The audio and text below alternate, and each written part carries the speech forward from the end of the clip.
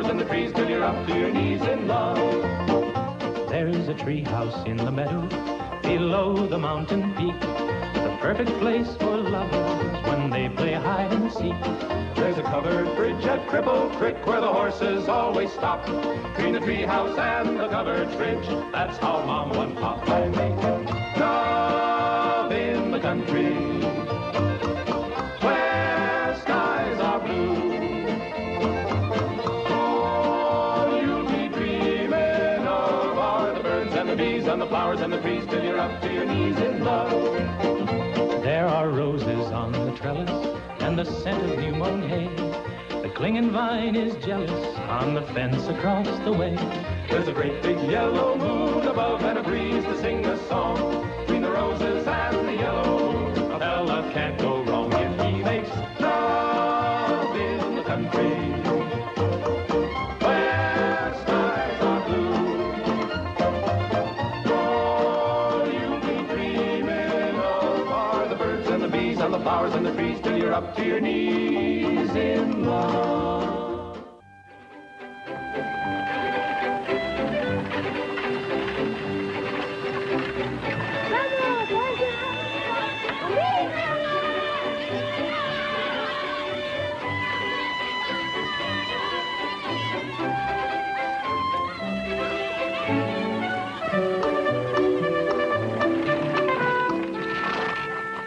Lord to goodness, not again.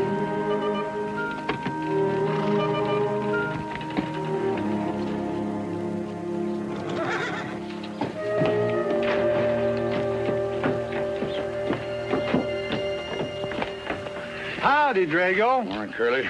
Makes 7 times this month he come home swoggled. 6. 7. 6. Once was his birthday. That don't count. Give me my bucket. Didn't have anything for breakfast but 2 raw eggs and a mug of honey. No. Curly, Yes, boss. don't say it's a fine morning or I'll shoot you. Get out of here, Bunyan. Good morning. Morning. Carlos, what are you doing up there? I hope I get it this time, Mr. McLintock. My brothers, they got the big hats already.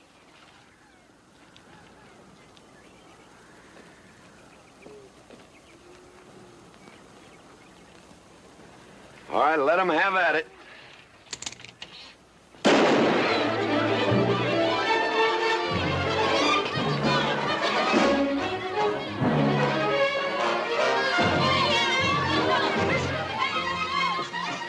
Get over it. Did you only me drive? You promised me you would sometime. No, yeah. Boss, you better watch that turn onto the road. You're gonna kill both of us one of these days. Thank you, Mr. Boss.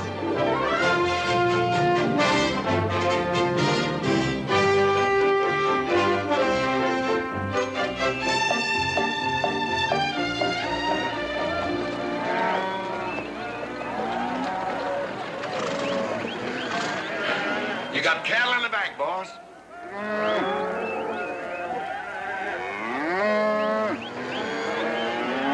Yeah. Give it up. Yeah.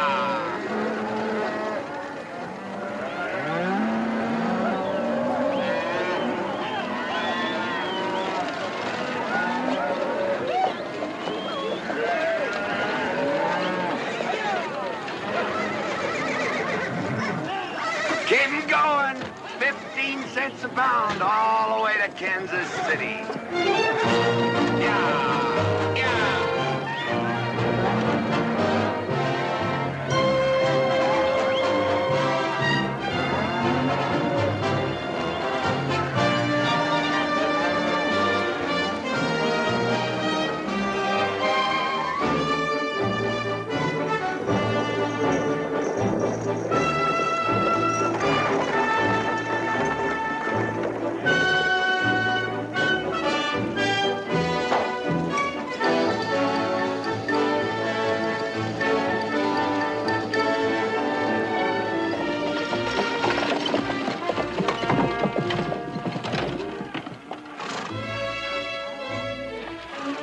Now, boss, there's one old pensioner I wished you would pass up.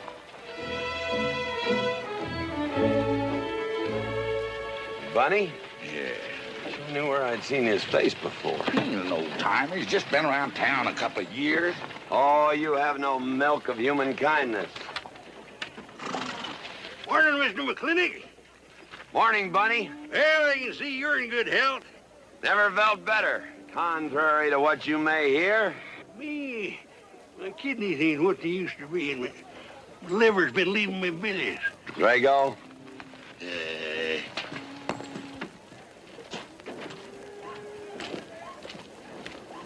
Hello, Ben. Dave McLintock.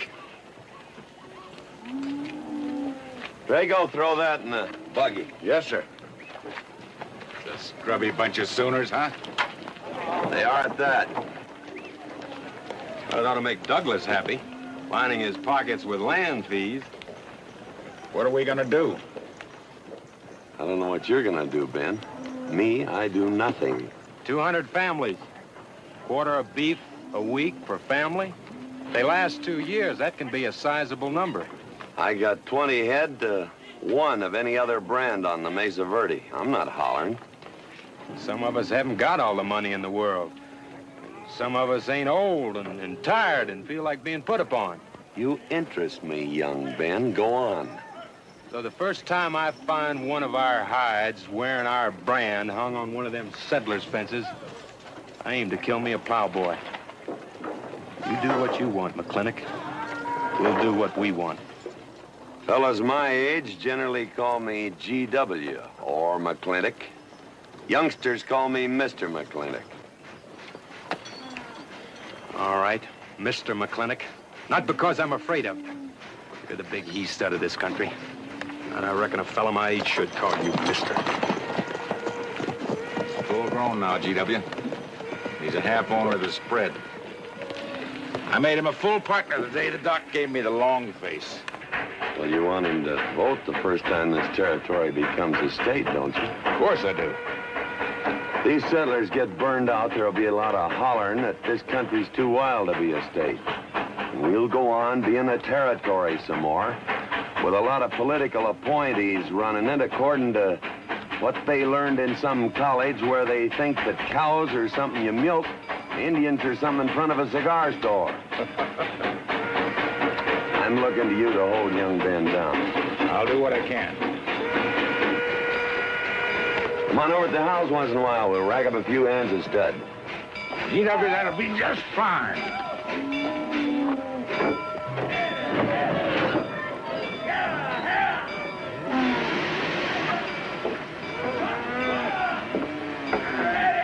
It's a nice morning, ain't it, boss?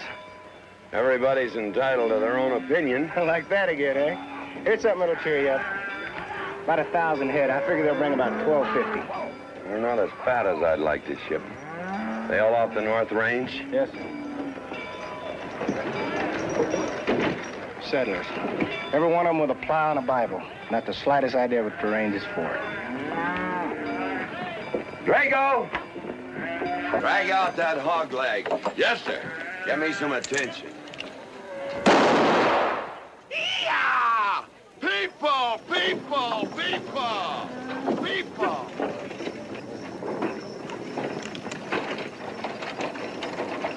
Come on, all of you, gather around. People, come on, gather around. I'm McLintock. You people plan to homestead and farm the Mesa Verde. Yes, sir. The government give us each 160 acres. The government never gave anybody anything. Some years back, a lot like you came in. You had a pretty good first year, good summer, easy winter. But the next year, the last rain was in February. And by June, even the jackrabbits had sense enough to get off the mesa. Folks, do you know who that is? That's McLintock. George Washington McLintock. I told him that, Douglas. He controls the water rights on 200 square miles of range. You know that lumber you got? It came from his land. Cut by his loggers and milled in his mills. Douglas, I come close to killing you a couple of times when we were younger. Saddens me I didn't. Can you imagine a man who owns all that? Oh, and mines, too. I forgot to mention them. All that. And he's begrudging poor people a measly 160 acres. That right, Mr. McLintock? You begrudge us a little free land? There's no such thing as free land. You make these homesteads go, you'll have earned every acre of it. But you just can't make them go on the Mesa Verde. God made that country for buffalo. Serves pretty well for cattle. But it hates the plow. And even the government should know that you can't farm 6,000 feet above sea level. Any trouble, Mr. McLintock? No trouble, Jeff.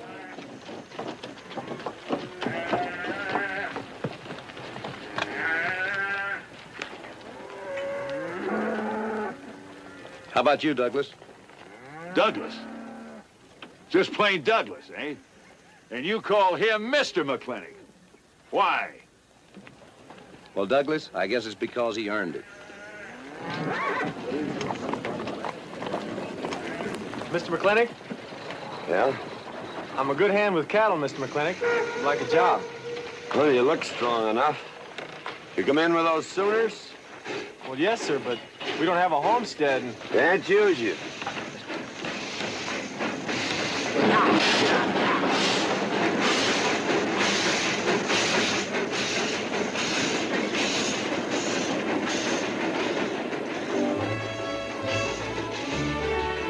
Tough life, ain't it, Sonny? Hell, ain't much future in being a farmer around these parts.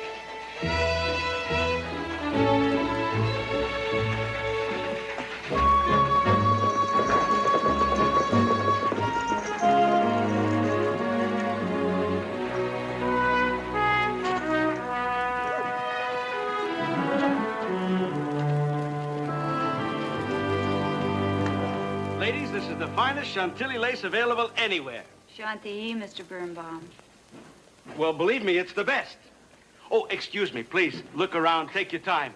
Drago, I got 1,000 Havana cigars and 12 of those hats for you over there. Them 12 big hats ain't gonna last long the way some folks have been dipping into that red eye these days. Uh-oh. Good morning, GW. Good morning. I stole some stick candy.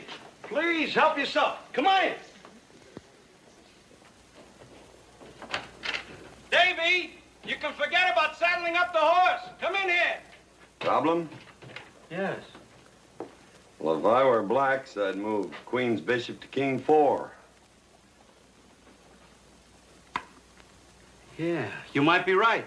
You know, I was just starting to work this out when the letter came. Letter? It was... What happened? Don't you want me... Morning, Mr. McLintock. Morning, Davy. You being here saved me a trip. Oh, that hat and suit of clothes you picked out for my birthday? Well, instead of this cowboy hat, I'd like to have this one. If it's, all right with you, sir. Oh, it's all right with me, Davy. Of course, that looks like the kind of a hat a fella'd wear down Main Street to start a fight. Oh, I don't need a city hat for that. All I have to do is walk down the street and some wiseacre will call me an Indian, and just like that, the fight's on. Davy, the letter, it's for you. And you are an Indian. Yes, I know I'm an Indian. But I'm also the fastest runner in town. I've got a college education, and I'm the railroad telegrapher. But does anybody say, hello, college man, or hello, runner, or hello, telegrapher? No, not even hello, knothead. Davy. It's always, let the Indian do it. Will you go out in the store and help the ladies? All right. I'm also bookkeeper, part-time clerk. Always let the Indian do it. The lady brought that out here this morning, asked for it to be taken out to the home ranch for you. Handsome lady, kind of tall with red hair. Called me Mr. Birnbaum, just as if she'd never seen me before, and as if that veil that covered her face would keep me from recognizing her. I thought she was in New York or Europe or someplace. So did I.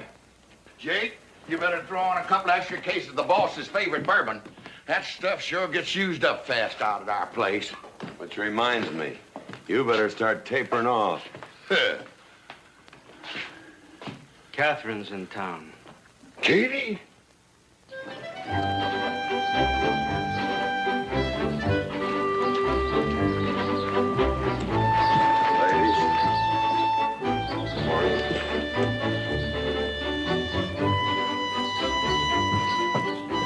Morning, Mr. McClifford. Morning, Mr. McLintock.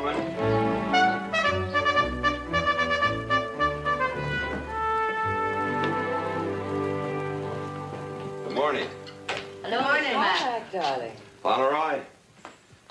Morning, GW. What are you doing in here? Why aren't you out at the desk? Helping out the bartender. Yeah, I see a busy day. Give me the key to room 17. What? 17, and don't advertise it. Here they come, Mr. McLintock.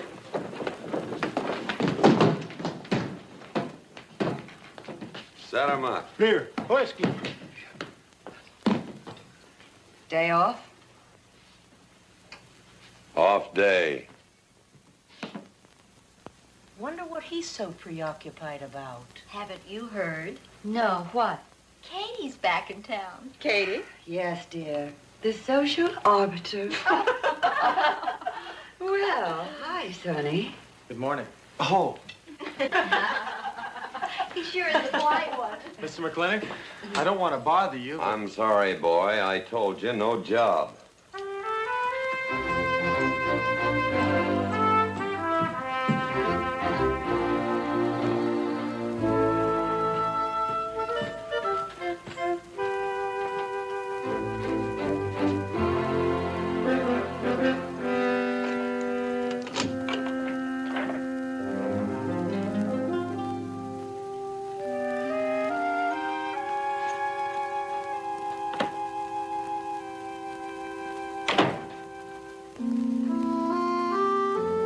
Catherine. George Washington McLintock.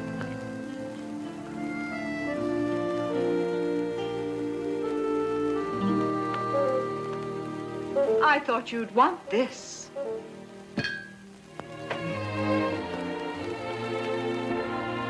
First dig of the spur. But who am I to upset your plans? But you feel kind of silly. I never feel silly. It's because you have no sense of humor. Why couldn't we sit down in the hotel dining room and talk about whatever it is you want to talk about? Or why couldn't you just come over to the house?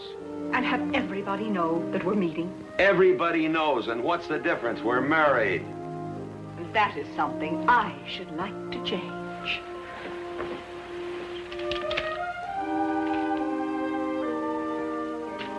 You know the answer, Katie. That isn't why you sent for me.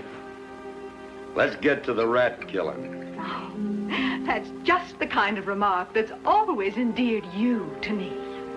Let us open the discussion. Very well. Our daughter is coming home in a few days. Or rather, she's coming here. It was just a slip of the tongue that made me refer to this ugly hamlet as home. Our daughter. Is it so hard to say her name? It's Becky. Rebecca. I hate that name. Anyway, she's coming home. And I hope to persuade you to let her live with me. Part of the time in the capital, part of the time in New York, and, of course, Newport during the season. You're whistling in the wind, Katie. If she stays here, she'll become just as crude and as vulgar as all of this country. And if she goes your way, she'll be all show and no stay. Oh.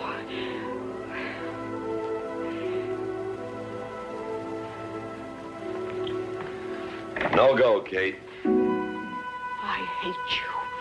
Oh, how I hate you. Half the people in the world are women. Why does it have to be you that stirs me? Animal. That's the story. I saw your picture in the paper at the governor's ball. You were dancing with the governor. At least he's a gentleman. I doubt that. You have to be a man first before you're a gentleman. He misses on both counts.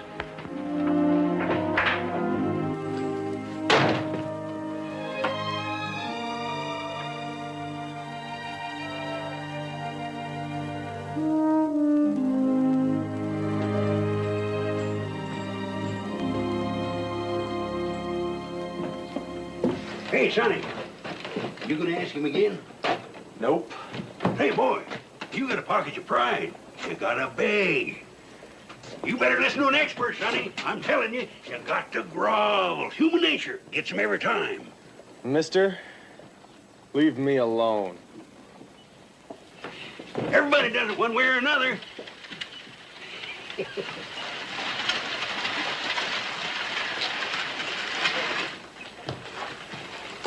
About that job, Mr. McLintock. I already told you, son, I've got no need for farmers or use for them. Just 1 minute, Mr. McLintock.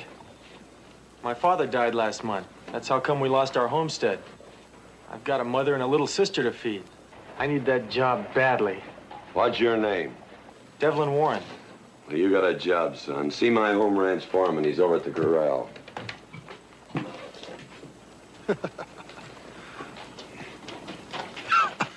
Step down off of that carriage, mister.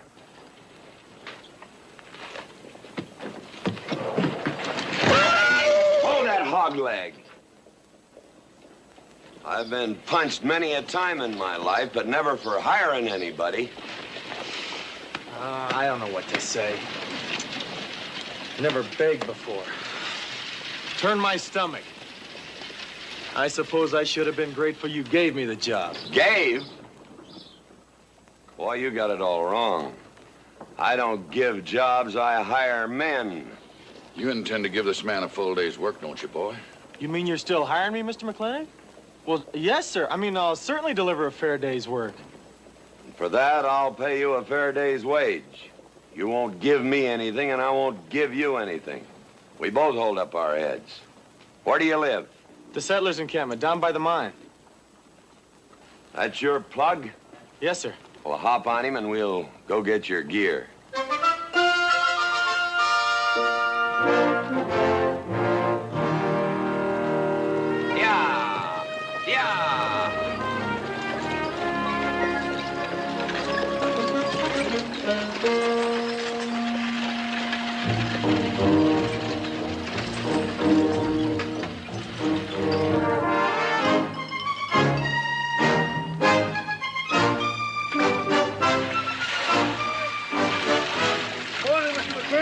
Morning, Mr. Poor Boy.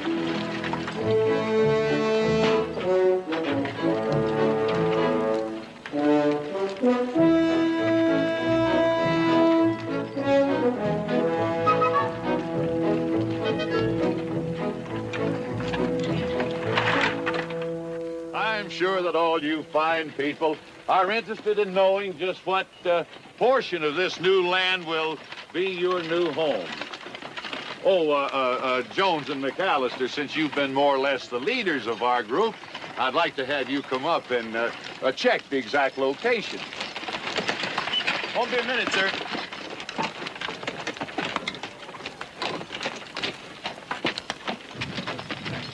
Go after that boy and give him $30.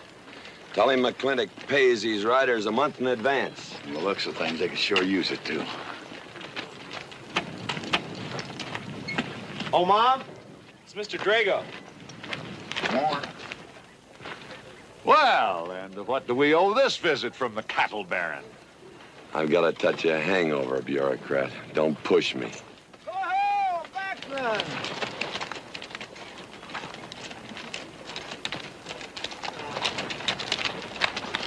Say, those are Indians. Are there Indians in this homestead land? Friendly Indians, my boy. Oh, McLaglen! Oh, running buffalo! Oh, McLaglen! Long time we don't get drunk together. And it's gonna be a lot longer time, because it's against the law and you're with the sheriff. And if I got my hands full, they came into town to meet the train. The old Indian chiefs are coming home. I heard they'd been pardoned. They don't know when it's arriving, this week, next week, or next month. So in the meantime, I've got to do something with them. Could I cut out a couple of head of your steers to feed them? Otherwise, some of these settlers' milk cows are going to disappear. That's right, McLaglen. Cut out whatever you need. Sheriff, are you going to camp these savages with all these settlers? You're asking for trouble. Mr. Douglas, I already have plenty of trouble. Please stay off my back. Running buffalo, bring your people over to the clay slide. Go. Hello, Mr. McLaglen. Tiny Mouse, it's nice to see you. You wouldn't believe it now, but 20 years ago, she was a mighty handsome maid. 20 years ago, you thought so too, Mr. Douglas.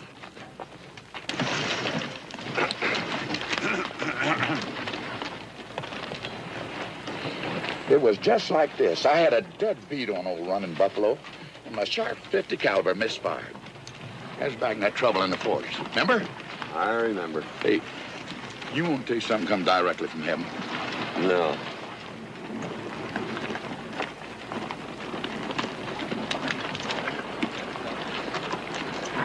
Where'd you get this? That boy's mama baked them. You thinking the same thing I am?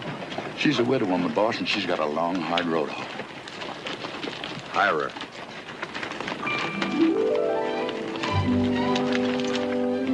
I always said you had a heap of sense. Mr. McLintock, this is my mother.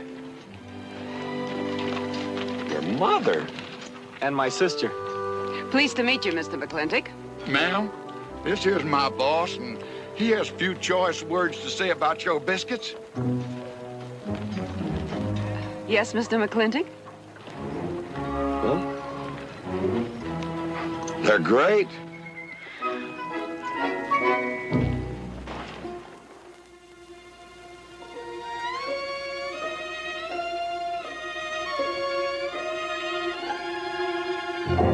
Well, you old Cantonese reprobate, how about it? You fire me? I kill myself. I'm not talking about firing you, I'm retiring you. You've been rustling food for us for 30 years. We're gonna put you out to pasture. All you'll have to do is give advice. Be one of the family. I kill myself. I may save you the trouble. But, Ching, you kill yourself, I'll cut off your pigtail, and you ain't never gonna get to heaven. I'll be one of our family. I give you my solemn word.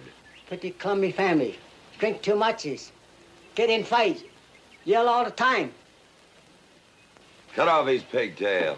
All right, I'll be one of our family. Giúp lấy đó, giúp lấy đó. Phải là giúp lấy đó. Giúp lấy đó,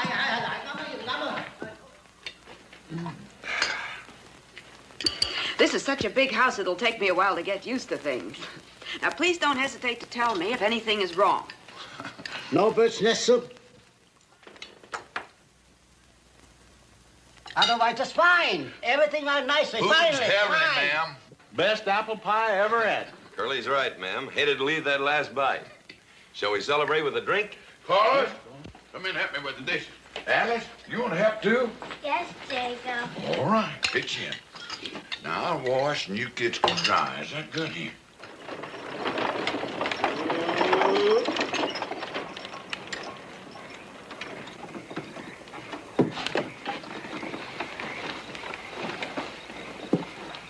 Don't seem possible one woman could use all them clothes. You keep a civil tongue in your unprepossessing face. Yes, ma'am. And unload my baggage, please. Yes, ma'am. By the way, what does that word unprepossessing mean?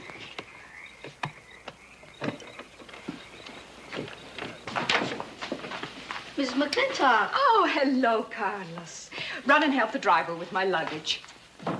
I couldn't trust anyone else in this house to do anything correctly. Luggage? Give him a hand, Curly. Yes, boss. Mr. McLintock? Are you moving back in? Yes, but nothing has changed except my place of residence. And I'd be willing to put up with savages rather than be denied the company of my daughter. And I'm proving that by moving in here. Mr. McLintock, since it's my first day, would you excuse me if I, Go ahead. Oh, Catherine, this is Dev Warren. He joined the outfit today. Please, ma'am. Thank you. Well, how refreshing. A polite young man here. Where did he come from? He's a farmer. A farmer? Well, I'll be doggone. Kate, welcome home. What on earth are you doing in that idiotic-looking outfit? And don't you dare call me Kate. That's my butling suit. I'm butling for the boss. And I'm sorry, Catherine. That Kate kind of slipped out from the times I remembered you as being nice people.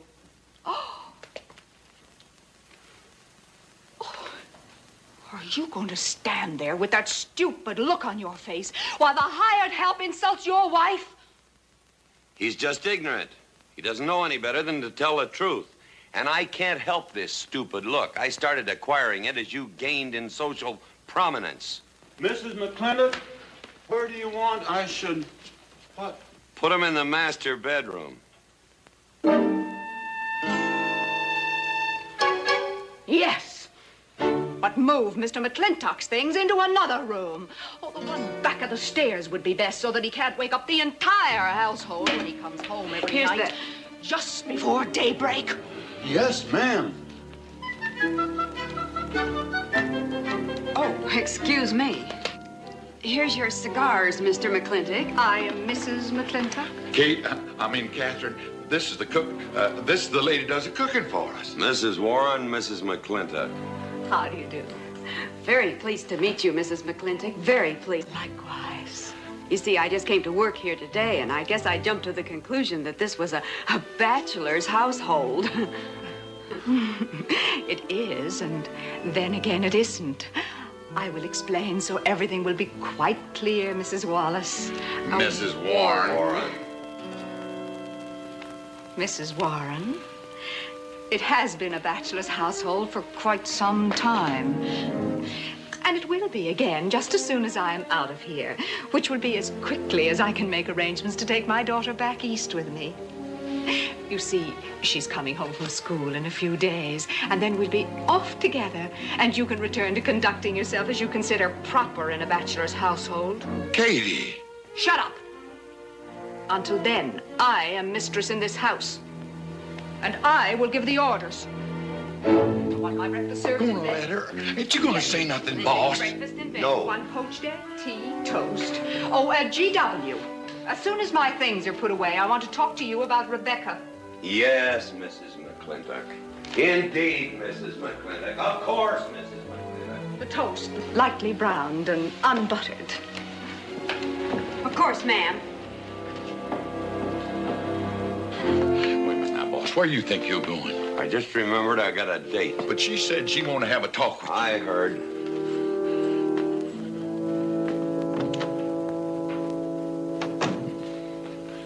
Good evening, Lem. Good evening, Mr. Mack. Yep. Say, Mr. Mack, what does unprepossessing mean? I was called that once, Lem. Looked it up in the dictionary. It's best you don't know what it means. Uh-huh. Thank you. You're up.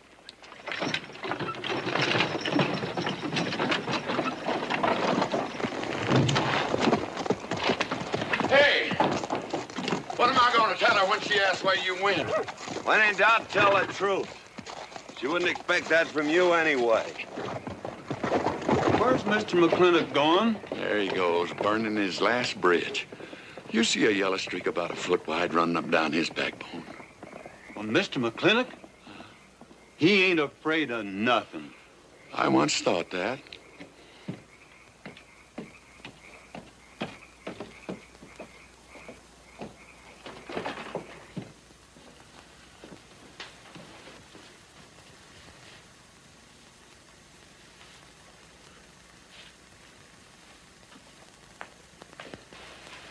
Drago? Yes, ma'am. Was that, He took off, lit out. I told him I wanted to talk to him. Yes, ma'am. I was standing right over here when you said it, and I was standing right out there on those front steps when he walked up to a horse, grabbed a hunk of mane, stepped up on him, and sunk spur. Where did he go? Last time I saw him, he's going east. But you know him, he's liable to go north, south, or west. Get me a carriage. Yes, ma'am, but But what? maybe you shouldn't follow him into maybe where he's going into. What does that mean? I don't know, but I wish I hadn't said it. I'll just get the carriage. Yes, ma'am. What happened? Get the Bruce. Baruch? Hitch it up. She wants to go to town. But Mr. McLintock never said anything to me about it. Look, young fella, I'm the ramrod around this place, and you better start giving me a yes, sir. You're gonna get the roof of this house pulled down on your head. Yes, sir.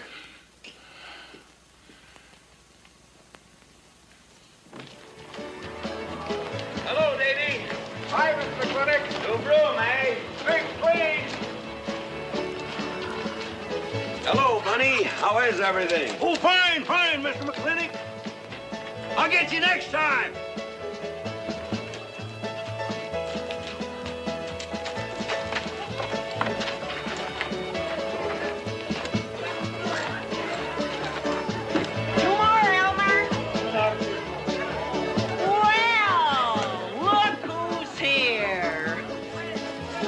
will it be, Mac?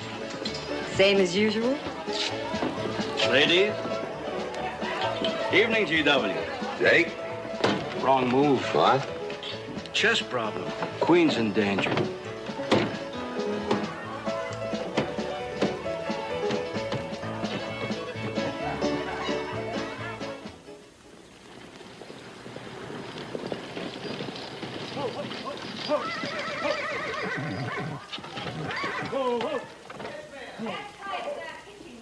I suppose you can do that. Camille, you're on your own.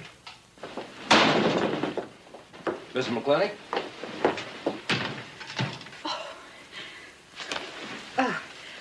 I'm Camille. Camille Reedbottom. I'm learning the game of chess. Thought it would give me something to pass the time. See, I have nothing to do all day long, and I just remembered something.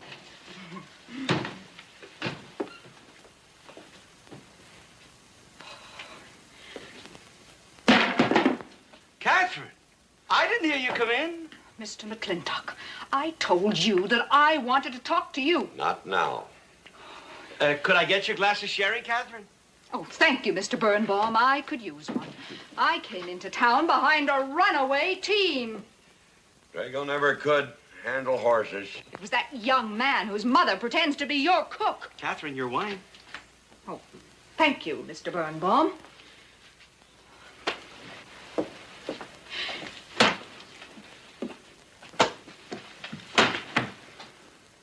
Now, Mr. McLintock, we have an awful lot to talk over. First thing I learned about Indian fighting was to wait for daylight.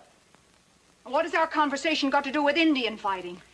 Indian fighting is good experience for our kind of conversations. Oh. It'll wait, Catherine. Evening, Sheriff. Mr. McLintock, we had quite a ride out here. Oh, I finally got that team settled down. It's your move. No, it's your move. I just castled. Oh. Now, look here. You're not going to sit here all night long and play chess when the matter of our daughter remains unsettled. I am going to remain here and play chess, and the matter of our daughter is settled. She stays. Oh, such stubbornness. Catherine, your hair. Oh, it is a mess after that awful ride. No. The tricks a man's memory will play, huh? Mr. Birnbaum, I think that you've completely lost your mind. You have done something to your hair. I have not. If I had, it'd be none of your business. I'm certainly not going to put myself in the place of those blondine trollops that you seem to prefer. Fill it. Oh.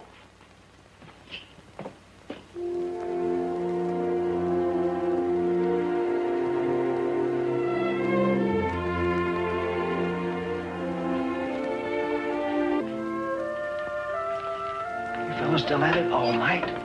Well, McLintock never quits. But a Birnbaum has to. Besides, the game is over. You got me. Oh, no, Mr. Birnbaum. You still got a good game.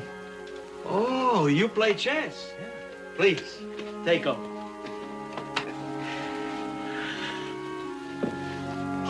Pretty good. Fair. Well, looks like I won't have to come into town always to get a game. Remember, I'm a bad loser. It's your move. Yes, sir.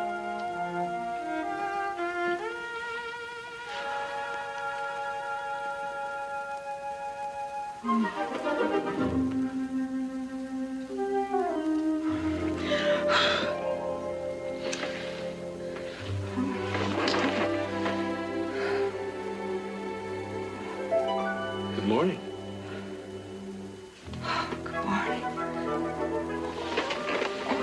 It's not morning already. Mm-hmm. Cup of coffee? Oh, yes, thanks, Jake. You're welcome, Catherine. Got any cream? Canned cow's milk. That'll do. Good old condensed milk. That reminds me. I was cleaning out my desk the other day. I found something I wanted to return to you.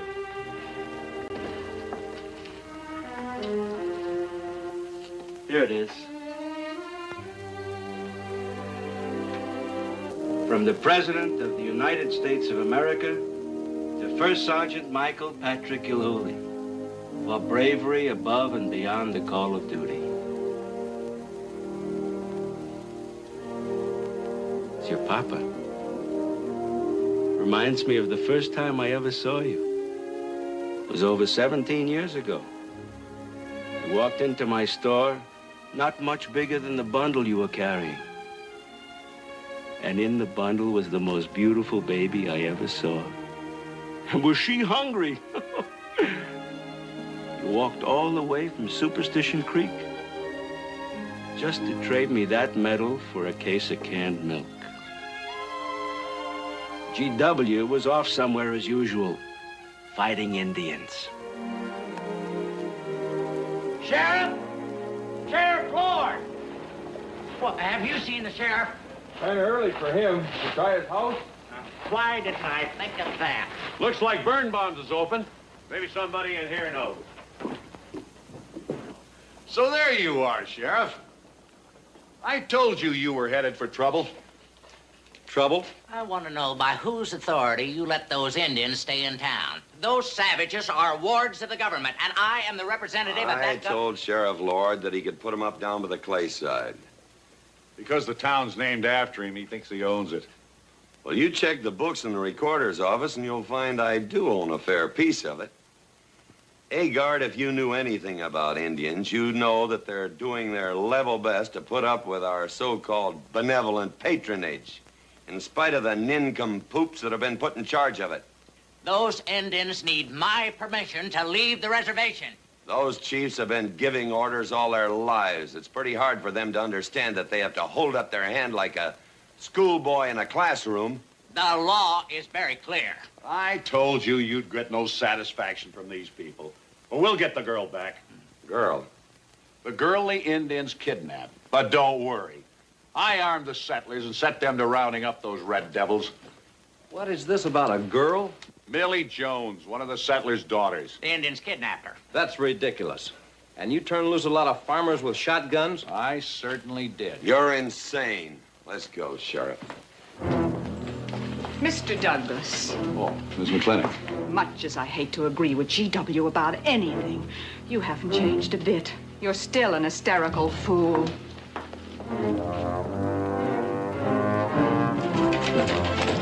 Coming to town, I got worried. What about? Thought maybe Katie shot you. Not yet, Drago, but it took restraint. Wait a minute. We better take Agard along. Not that he'll be much help. Drago, have him on the horse. Just a minute. Well, I'll drive. Yes, sir. Agard, what are you doing? Agard, this is serious. Stay with him, Agard. Stay with him. Agar, will you stop showing off and getting this buggy? Mercy. Mercy. That horse is a little green.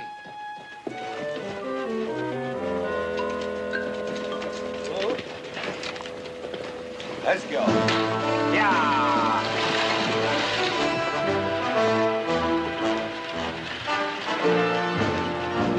Just where do you think you're going? Don't use that range, boss. Tone of voice with me.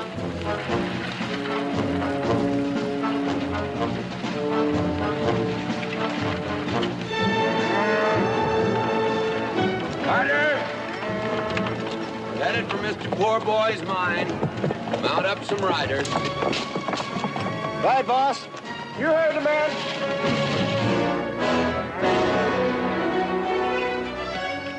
I don't like it, Mr. McLintock. I don't like it one bit. What don't you like? They're planning to hang an Indian.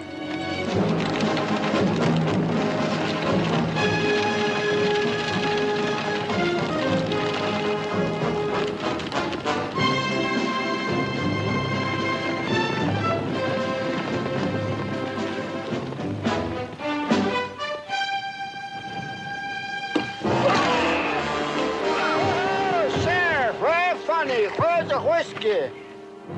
Hold that. Not so fast, Mr. Boss of the whole country. Unless you want to wear a big hole in your middle. How long is GW going to let that cheechawker push him around? That cheechawker has a sawed-off shotgun. How do you know she didn't wander off someplace or meet some fella or something? What are you saying? That I didn't raise my girl right? That she'd wander off all night with some man? There's a lot of things I'm not saying to you, mister. Well, you got a sawed-off shotgun in my middle. But how do you know this Indian had anything to do with it? She's gone, ain't she? She's gone. Pa! Pa! I'm over here! Pa! Been looking for me, Pa? Where you been, gal? Young Ben took me for a sunrise ride, and the horse wandered away. You come down over there. But, Pa! She's telling the truth, Mr. McLintock. We wasn't doing nothing. Well, that's not important right now. The important thing is that you don't draw that hog leg, or this'll be worse than Dodge City on Saturday night. You get on, back to the wagon. I'll tend to you later. Now for this young whippersnapper. Now, no harm has been done. And young Ben here is one of the nicest boys in the territory, so just put down that shotgun and I'll let's teach forget him to fool with Mike. Now, we'll all calm down. Boss, he's just a little excited. I know. I'm going to use good judgment. I haven't lost my temper in 40 years. But, Pilgrim, you caused a lot of trouble this morning. Might have got somebody killed. And somebody ought to belt you in the mouth. But I won't. I won't. The hell I will.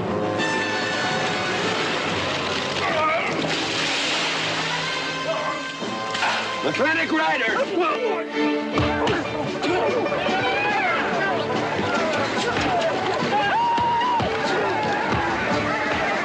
Aha! Oh, Markland! Remember me?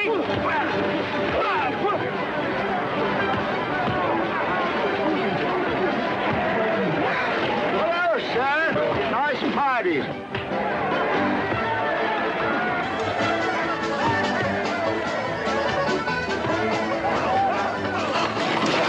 Do you think you ought to? I ought to what?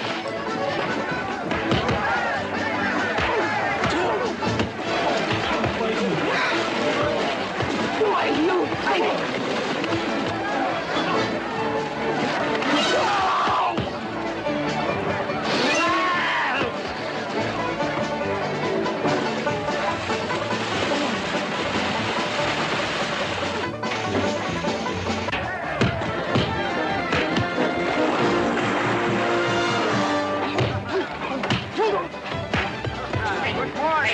I want to work with you. Hey, just a minute. What are you doing? My glasses. Hey, now stop this or you'll be sorry.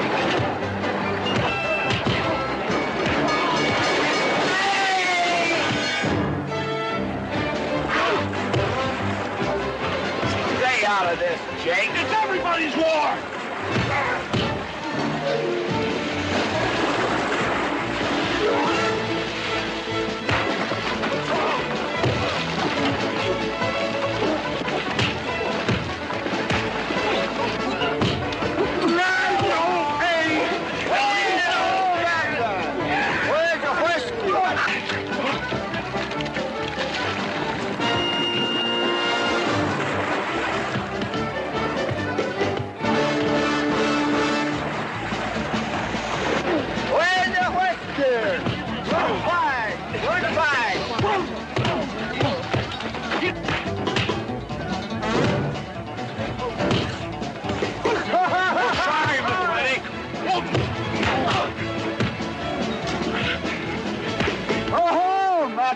Thanks.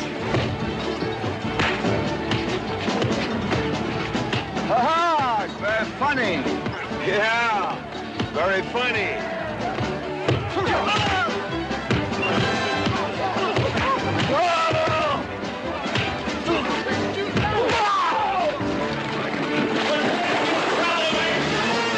Guys, Mr. Douglas, I'm sorry.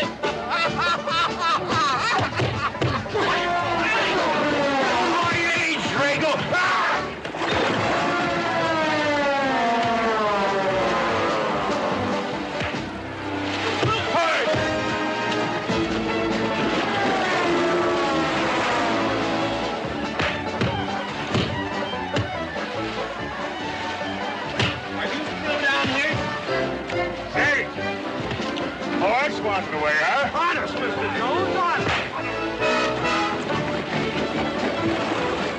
Oh, get out of my way. Nice left. Thanks. And I went to college. For this, you don't need college. You're not getting me down there.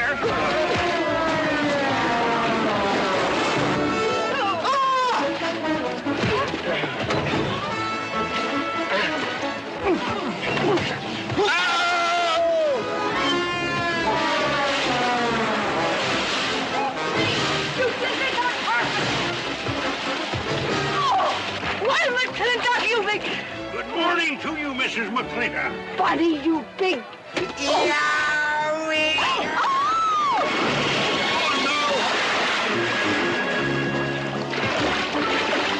G.W. McLintock, you big, great big clumsy. Well, it's pretty hard to control yourself.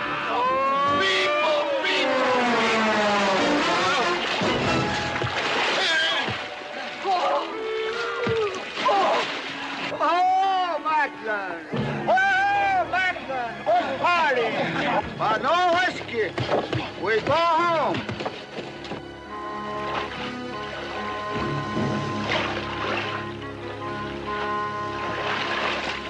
You and your friends.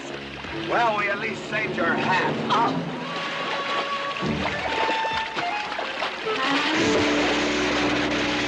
Where is everybody?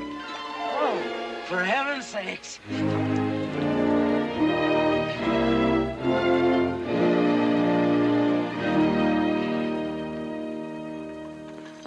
Whoa. Drago, will you never learn how to handle a team? Yes, ma'am, I'll sure try. I'll tell you that now. Try me family. You want to lose your pigtail? I lose face. Lousy lot of tips. You want to lose more than that? Kate, Yes? we could be a big help to one another. Like what, may I ask? Oh, we could wash the mud off of each other. We used to have quite good times doing that sort of thing. There are a lot of things we used to do. Good night, Mr. McLintock.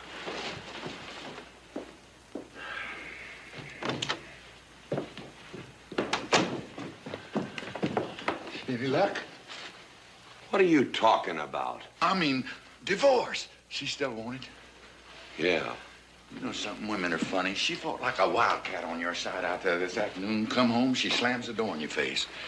That divorce business, is that what you get when you pay a woman not to live with you? That's about it. Some women I've known it'd be worth it. You know, if we had any moral character, we wouldn't be standing here covered with mud drinking when we should be washing. G.W. Drago.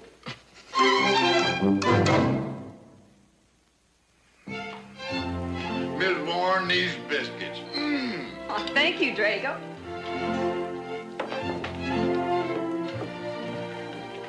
Good morning, Mrs. Warren. Good morning, Mr. McLintock.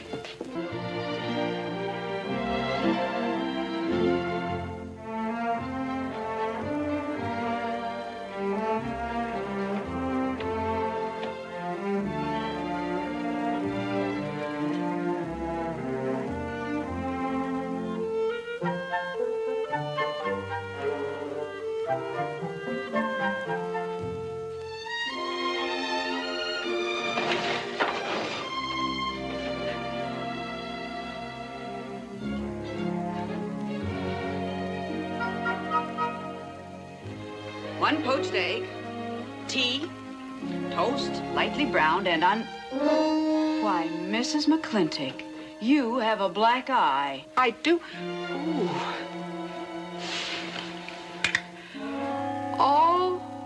Oh, and Becky's coming home today. And that's not all.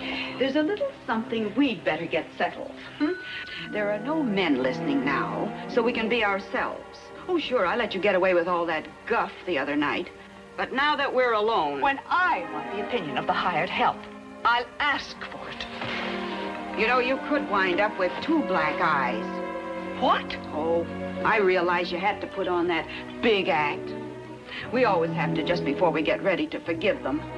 Generally for something they haven't done.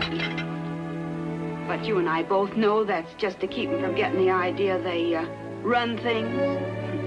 McLintock give you that black eye? No! Nobody gave it to me. I won it.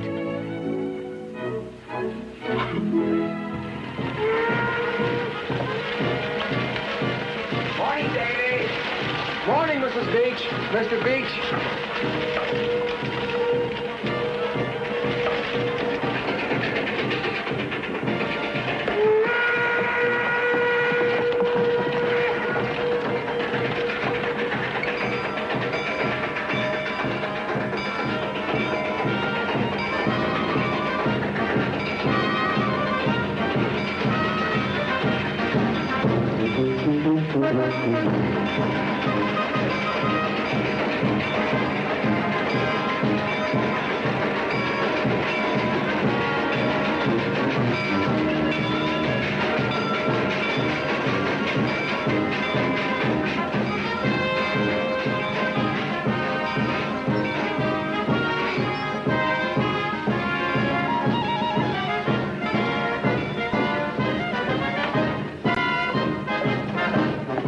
Why, Miss Becky, welcome home.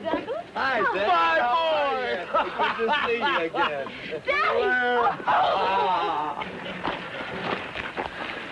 It's been 2 long years. I guess I'm gonna have to stop calling you Tomboy. Oh, Becky.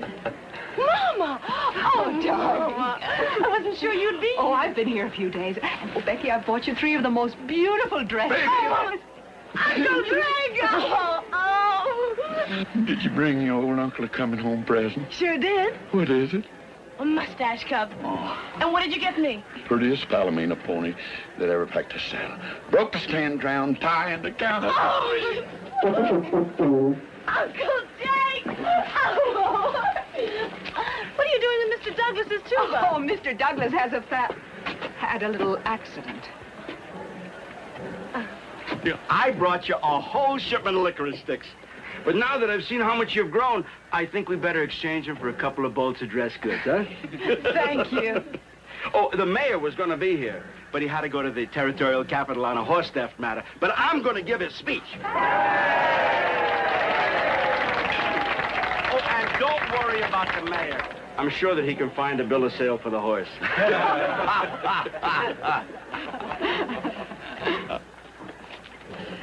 Ladies and gentlemen, we are here to welcome the fairest... What am I doing? We are here to welcome back the prettiest girl that was ever born in McLintock, or in any part of the territory.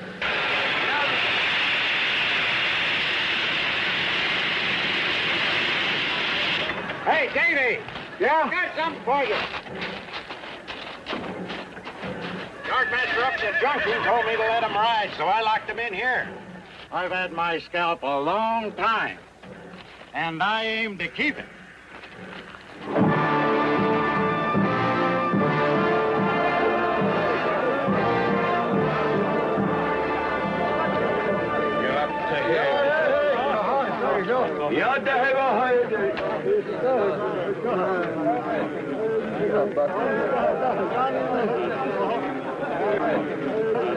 And now she's come back to us.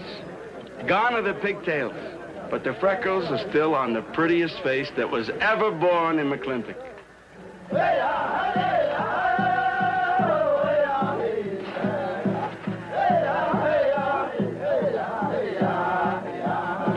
Hey, that's Puma. And it's true. The government did turn them loose. Good old Puma. I'll never forget when he brought G.W. home.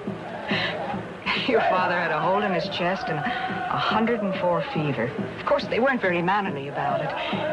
He came past the house at a high lope and threw him on the doorstep. And you do remember them good old days, don't you, Katie?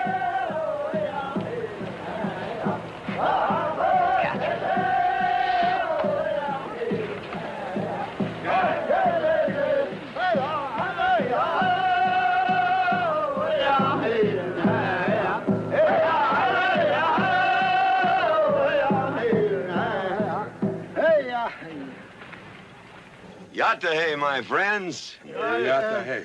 Puma, honored enemy. Does big McLintock forget, also blood brother? No, I'll never forget that. All wound. Does it hurt still? I feel it when it comes on to rain.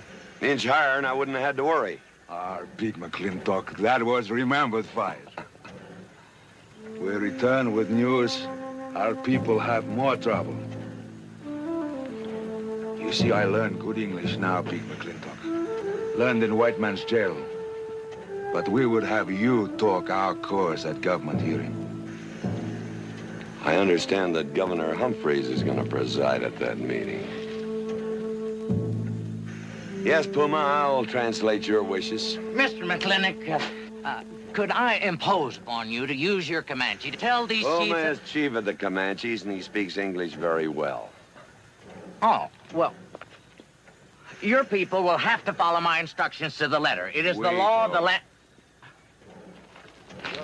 Well, now, just a minute. Well, for heaven's sakes.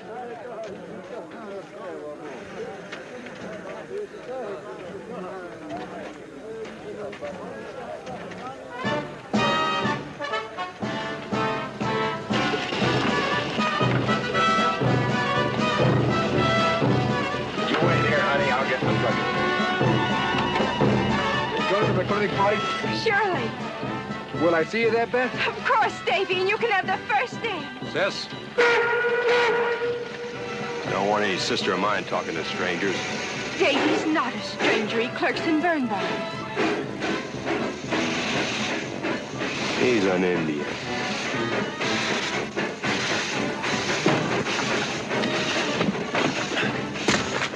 Darn you, Drago! Now look what you've done. Baby, this is Devlin Warren. He works for you, Papa. Dev, this is Miss Becky McLintock. Those are my things. Yes, ma'am. Oh, I don't own you anywhere, Miss Becky. What do you mean? Oh, I mean, you look so much like your mother. Well, even prettier. Oh, Mr. Warren. Mother's much prettier than I am. Many a fight started with words like that. Come on, get in the buggy. Hello, Ching. We got jelly pie for dinner. Oh. I'm not cooking. No, he's not. Junior! Yes, Miss Becky. You remember Junior Douglas, Mama? Oh, of course. How's college? Valedictorian, 95. Oh, congratulations. Oh, Mr. and Mrs. Douglas, we will see you at the party, of course. Oh, delighted. Well, it'll be pretty hard to keep young men away. Yes, sir. Drago? Yes, boss. Baggage all loaded. G.W. You remember young Junior? Oh, yes. Like father, like son. Mr. McLintock, I hope you don't think I'm being presumptuous in asking for the honor of calling on Miss Rebecca. Well, there she is. Ask her yourself. Well, thank you, sir. Ching, now I'm going to get fired. Get up out of here. Thank you, sir. Thank you. Have you no manners? See you at the party, Junior! Yeah. Yeah, what? Like father, like son. What did he mean, Matthew?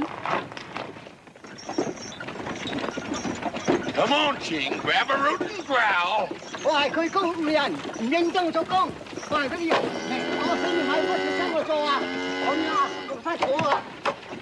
you're doing a good job, Miss McLintock. Thank you, Miss Flora. Deb, when you're finished there, go over and help Drago with the beer cakes. Yes, Mom. Deb, could you come and help me a minute?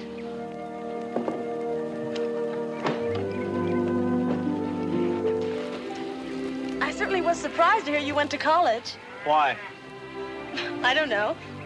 Junior says Purdue's a good college for a backwater place like Indiana. Well, he did indeed. Oh, could you do this? I can't reach it. Why didn't you finish college? Lack of funds. My father got sick, and he had to come out west. So he took out a homestead. You know, your mom's sure cute. It's too bad you didn't inherit her eyes.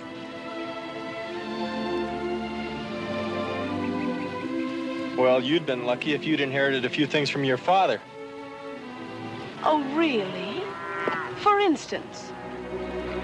It was common sense, for instance. Common sense? Yeah. You don't see him being fooled by some dude like Junior Douglas. Junior's not a dude. He's nifty. This needs a woman's touch. And besides, he got a letter at college. What sport? Glee club. Very strenuous. Don't you dare hug me! Oh! I have no intention of hugging you.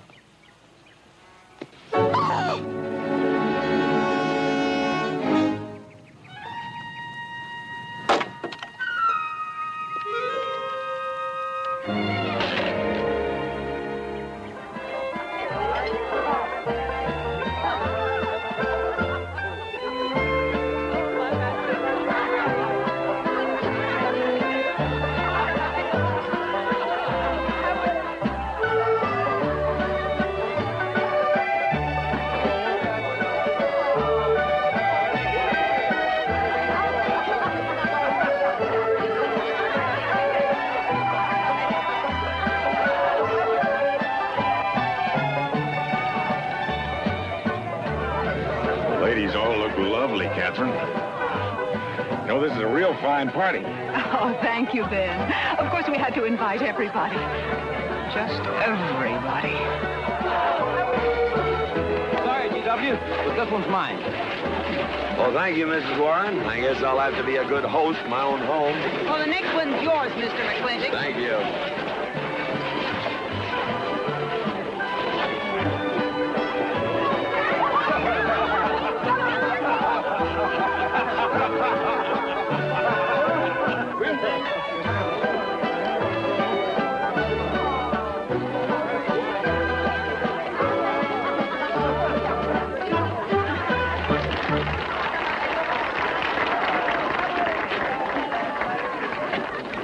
Drago, go and do what I told you to do. Oh, Katie. Catherine, do as you're told. Oh, Drago, do this. Drago, do that. Yeah! People! This Douglas feller. Drago! Yes, ma'am. Matt Douglas, Jr. is going to bring you folks some of the latest Terpsichorean dance steps, brand new, brought by him directly from New York City. All right, Mr. Fiddler.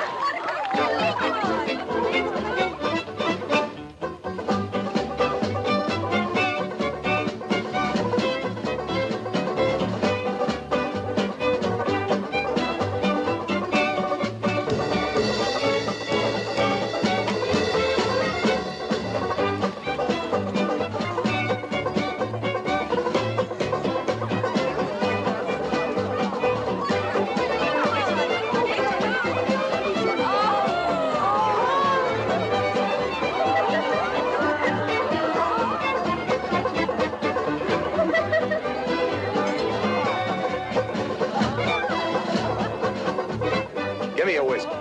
Put Williams on board. What? Just turn a 10-gallon party, boss. We'll run out of whiskey. Well, I can take care of that, Shake.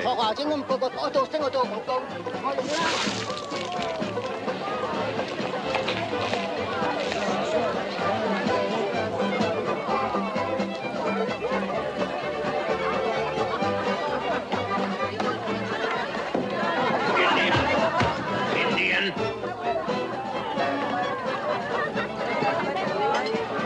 And you still got any ideas about asking my sister to dance? Get up and we can do this all over again. Yes! That's enough. You fought it. It's all over. Quit butting in, Birnbaum. He's a hired man, not your son. Look, you fought him fair and square. I don't think it was so fair and square. Well, you want to take up where he left off? If I did, you wouldn't find it so easy. Now we've had enough of this. Well, when are you gonna quit walking away? Just as soon as we're out of sight of the party. A little lesson I learned back home, don't fight in front of women. Well, we're out of sight now. So we are.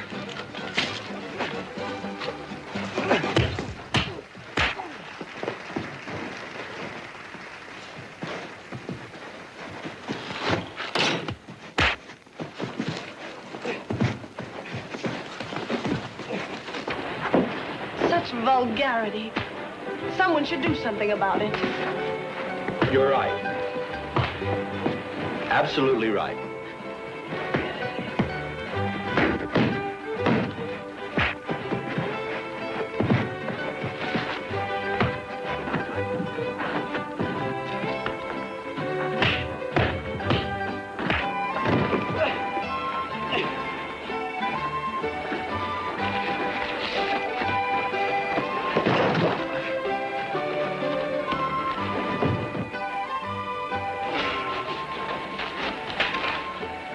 Young man? I'm all right, Mr. McLintock. Pretty fancy fighting for a country boy.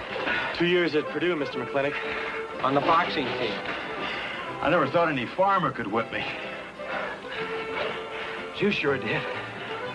Better get him cleaned up. Get him some water, Jake. Yeah.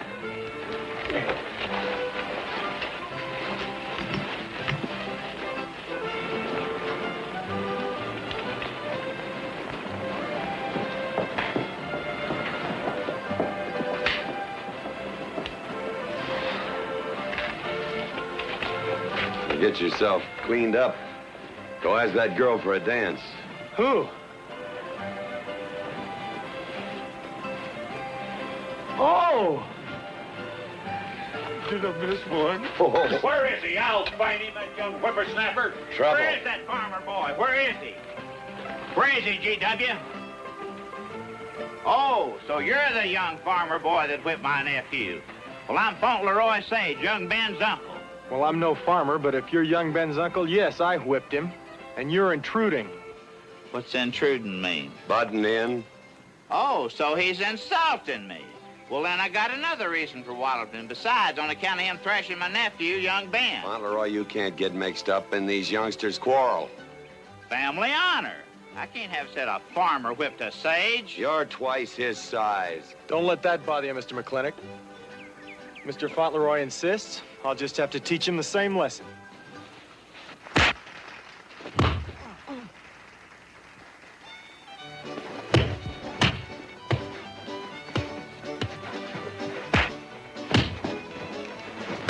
Say!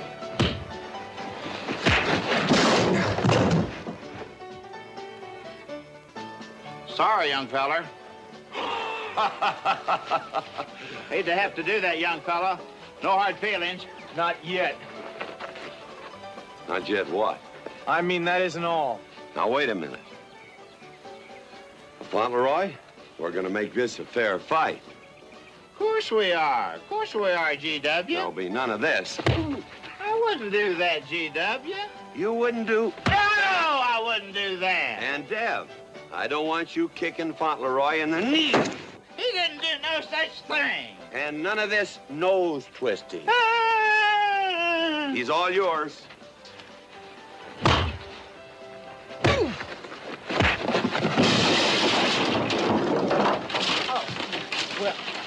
Well, where are my glasses? You all right, young feller? Ouch! I'm all right. This Indian agent will stop stepping all over me. I beg your pardon. G.W. You're just funning me. But I want you to know that boy fought me a fair fight. Well, I'm glad to hear that, Fauntleroy. Here's my uncle. Fauntleroy, what have you been doing? I hope my uncle didn't bother anybody. No bother. I think we'd better join the ladies before they get curious. Drago. Fauntleroy, let's line them all up for a do-si-do. Jake, you think tincture of arnica would help? Could be. Used to help you. Gentlemen, to the medicine cabinet.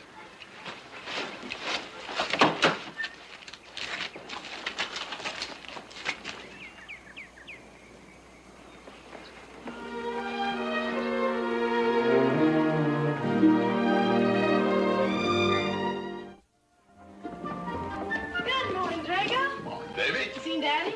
Took over early this morning with a scattergun over his arm. Went hunting.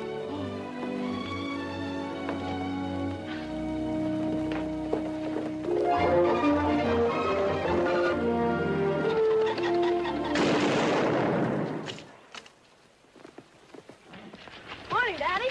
Good afternoon. What gets you out so early? There's something I have to get straight in my mind. Yeah?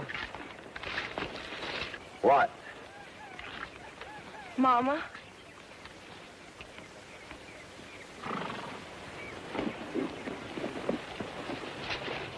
Why'd you and Mama stop living together, Daddy? Why'd you separate? Aren't you going to answer me? No, It's sort of my business, I think. I don't. Is it another woman? Usually is. At your age, you always know what's usual. Is it Mrs. Warren? Becky, I don't want to start laying the law down your first day back home. But I'll have no more such talk.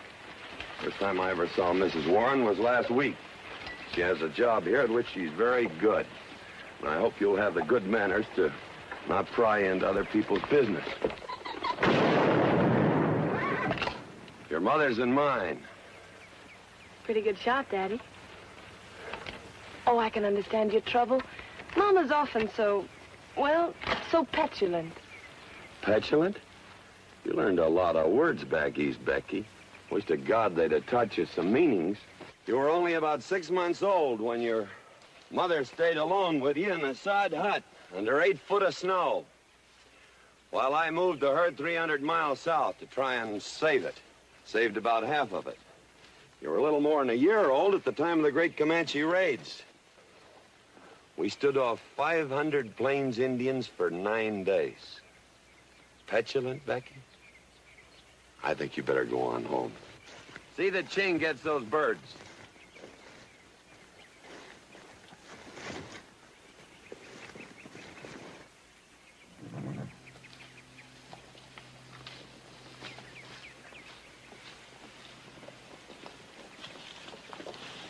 Becky, come here.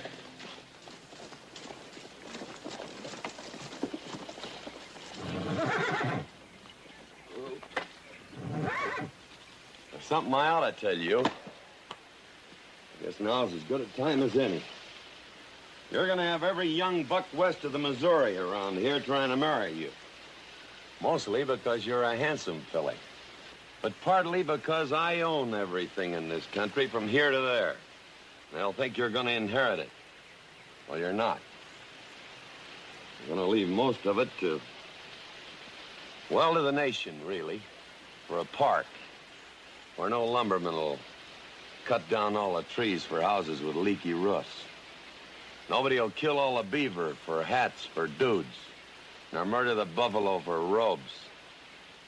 What I'm gonna give you is a 500-cow spread on the upper Green River. Now, that may not seem like much. It's more than we had, your mother and I. Some folks are gonna say I'm doing all this so I can sit up in the hereafter and look down on a park named after me. Or that I was disappointed in you. Didn't want you to get all that money. But the real reason, Becky, is because I love you. And I want you and some young man to have what I had. Because all the gold in the United States Treasury and all the harp music in heaven can't equal what happens between a man and a woman with all that growing together. I can't explain it any better than that.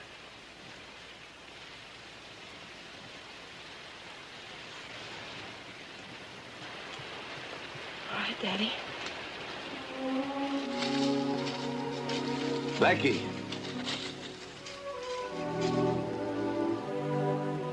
When you're as old as I am, you'll thank me for this. Daddy, I'm full grown. I wasn't worrying about me. I was thinking about you and Mama.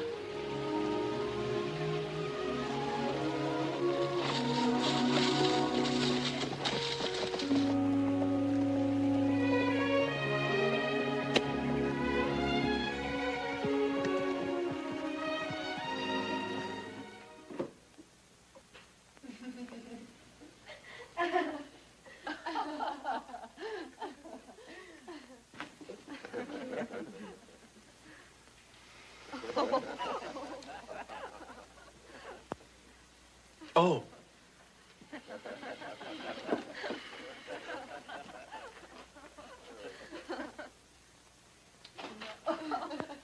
Well, sir, all three of them fell right out of the carriage. Well, it's getting rather late, Becky. It's bedtime. Oh, Mother. He brought this. He must have intended to use it. Oh, well. Sing us a song. Well, if you really want me to. Gosh, I haven't played in You quite know just right for me. Sure. It's the rage now. Oh. Oh. Dev, what are you doing? Oh. I just thought I'd get another cigar. Well, you've got one in your mouth and two burning in the tray. Not move. Fellas want me to play all the time.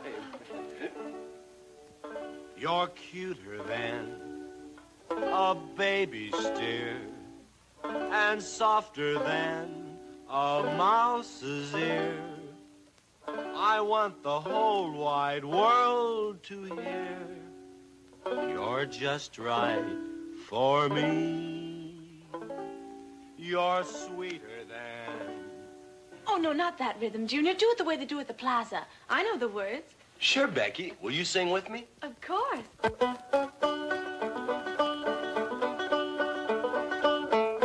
I love a man who's witty and smart and clever. It's your move. Oh. Oh, Deb, you're playing like an amateur. Let's call it an evening. I'd like to know where your mind is tonight. You're sweeter than the early spring or bluebells when they start to Pretty good. Voice like her father. feel like a king. You're just right for me. Sweeter than honey, finer than wine. I'm sure they found you on that honeysuckle vine. I would melt in your embrace. You disappear without a trace. To die like this is no disgrace. This is the time. This is the place for you. Just right for me.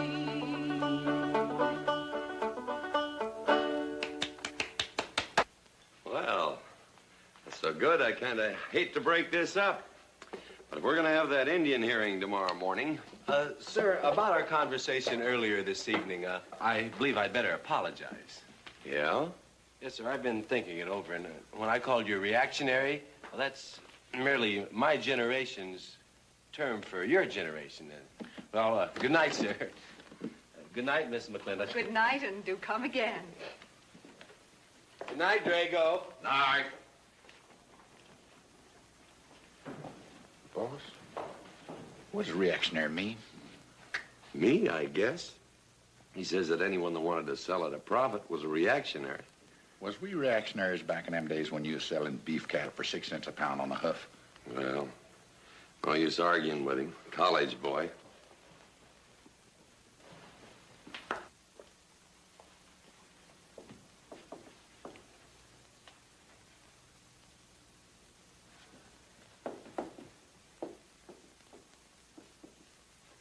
Devlin Warren, if you was my kind of man, you wouldn't let some dude walk off with the prettiest girl west of Denver without putting up some kind of fight. Does it show?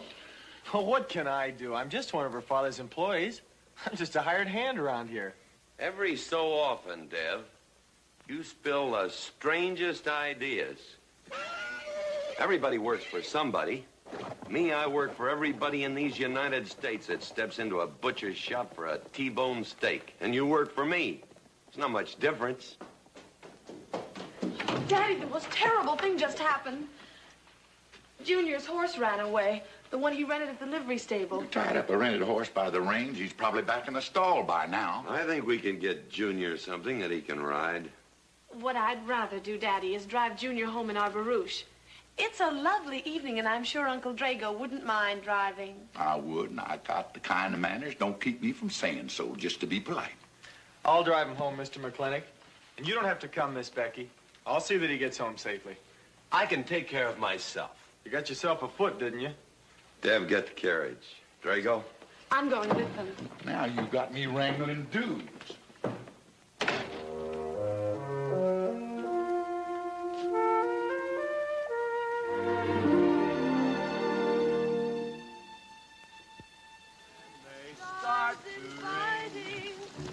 make a man feel like a king. You're just right for me. Miss Becky, somebody better help me watch the road. You know, I'm new around here. Might take the wrong turnoff. Devlin Warren, you know there isn't a turnoff between here and town. You disappear without a trace. To die like this is no disgrace. This is time. This is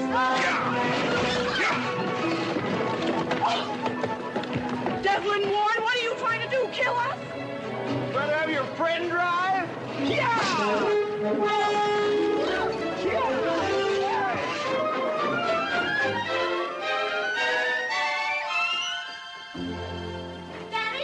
Daddy, I have never been so humiliated in my entire life. I said what I said, and I'll stand by it to the death. Shoot him, Daddy. Shoot him at once. Well, why? My honor is at stake. Well, now, Your Honor. Absolutely. He impugned my honor. Impugned? What does that mean? Slander. He slandered my honor. He did? I said what I said, and I'll stand by it to the death. He admits it, see? Shoot him. Well, what is he admitting to? Why, he called me a... I won't even repeat the word. I didn't necessarily call you anything, but I said what I said, and I'll stand by it to the death. Well, just for the tally books, what did you say? I said that any girl who would permit a man to kiss her before they're formally engaged is a trollop. He said it again. Shoot him. Now, hold on. No, don't hold on. If you're my father, if you love me, you'll shoot him. Well, I'm your father, and I sure love you. So? Oh, you shot him. You really shot him. Hey! He dies. If he dies, he'll be the first man ever killed with a blank cartridge. We use this to start the races on the 4th. Hey! I'm on fire! Oh, you poor dear. Poor dear? You'd have had me shot in cold blood. But it didn't happen. Yelling I insulted you and all. What you need is a good spanking. Deb! Daddy! Leave me out of this. Well, I think I'll give you what you deserve. You wouldn't dare! Oh, wouldn't I? You'll think next time before you have someone shot. And this kicking and yelling isn't gonna help you. Don't you! Oh, Daddy! Wait a minute! Daddy! Oh! Oh! Oh, Daddy! Help me! Don't! Daddy! Boy, I hate you! Mommy! Mommy! Oh! G.W., was that a shot?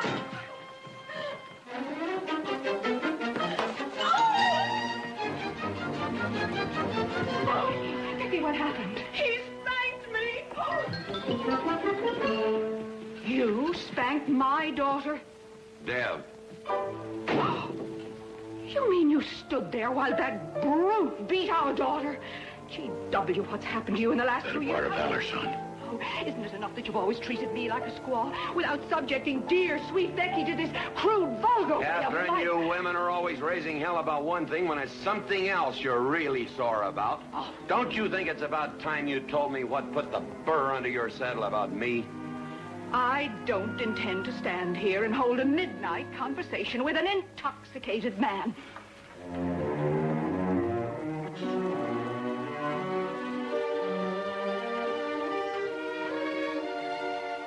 And I am not intoxicated. Yet.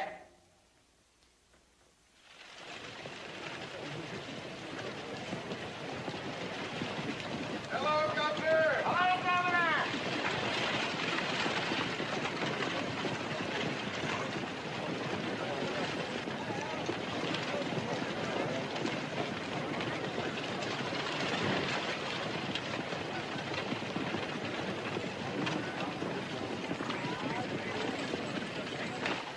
Chief Puma?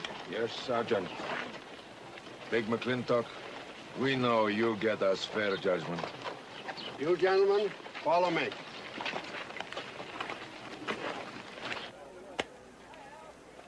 Well, Jake? G.W.?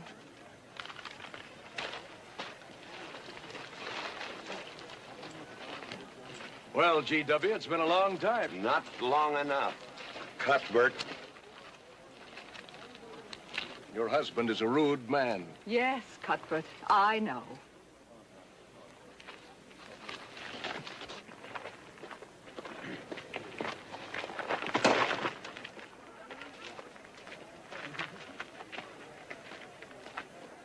Where you want the Indians, Mr. McLintock? Mr. McLintock is not running this hearing. Sergeant, seat those Indians. Yes. Gentlemen, be seated. You know, the whole tribe here want to come into town. Proceed, Lieutenant. This hearing is now in session.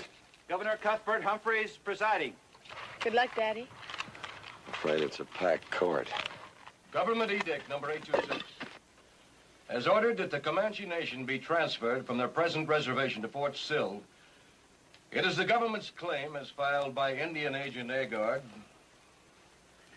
that these chiefs, after being released from prison by a kindly government, did then rouse and incite defiance among the tribe against said order. It seems, gentlemen, that although some of these chiefs speak English, Chief Puma is quite at home in our language, they have chosen Mr. McLintock to be their spokesman. I speak for the Comanche. Or rather, I offer this translation. Proceed, Mr. McLintock.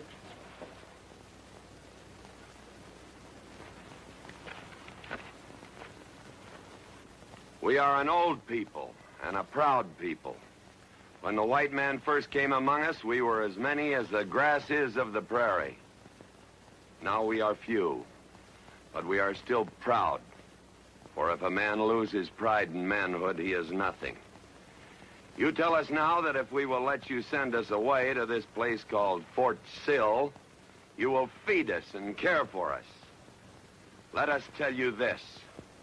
It is a Comanche law that no chief ever eats unless first he sees that the pots are full of meat in the lodges of the widows and orphans. It is the Comanche way of life. This that the white man calls charity is a fine thing for widows and orphans, but no warrior can accept it. For if he does, he is no longer a man, and when he is no longer a man, he is nothing, and better off dead. You say to the Comanche, you are widows and orphans. You are not men. And we, the Comanche, say we would rather be dead. It will not be a remembered fight when you kill us, because we are few now and have few weapons. But we will fight, and we will die Comanche. Thank you, Big McLintock. Am I to gather that Comanche defy the government of the United States? Yes, you may gather that the Comanche defy the United States government, or at least this commission. Gentlemen, I don't think I have any choice.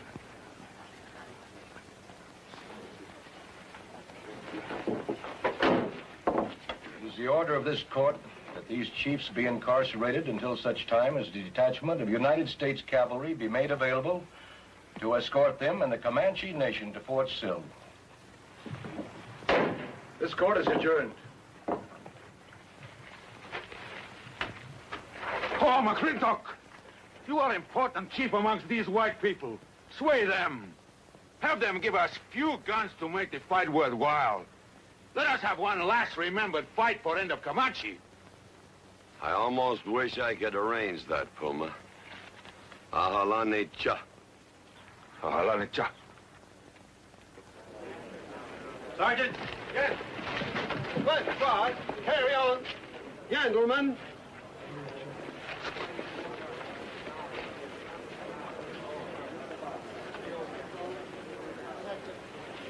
It's sad, these changing times. It isn't the times that are changing, Mama.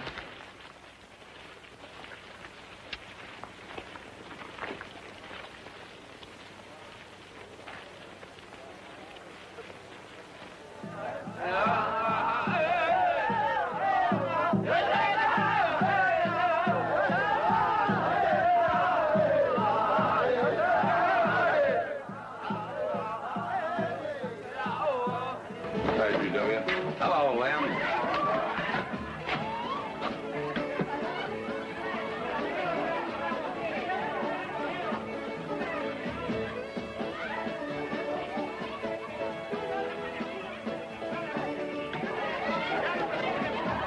Bunny? Oh, howdy, McLintock. Hey, figured you'd be belly down drunk by now. I've been doing some drinking, Bunny. Is that boxcar still on the siding? Well, sure, but... But what? I don't like it. You don't, eh? You figure if them Indians get out of there and lead the cavalry on a wild goose chase, that great white father's going to get nosy. Get nosy, and he'll investigate. And when they find out how that side-saddled governor's been messing things up, they'll give those Indians a fair trial. That's live ammunition in that boxcar. You know what'll happen if them Indians get some guns in their hands? Somebody's going to get hurt. Is Puma's word good enough for you? Well, I don't... McLintock, you got yourself a partner. Leave me out of this. Hey, McLintock. Good night, Bunny. Good night, Governor. Governor. There is the Katie with her light red hair, sweet as the roses on a summer air. I'll find her somewhere while the moon is high, and tell her that I love her, and I'll love her till I die.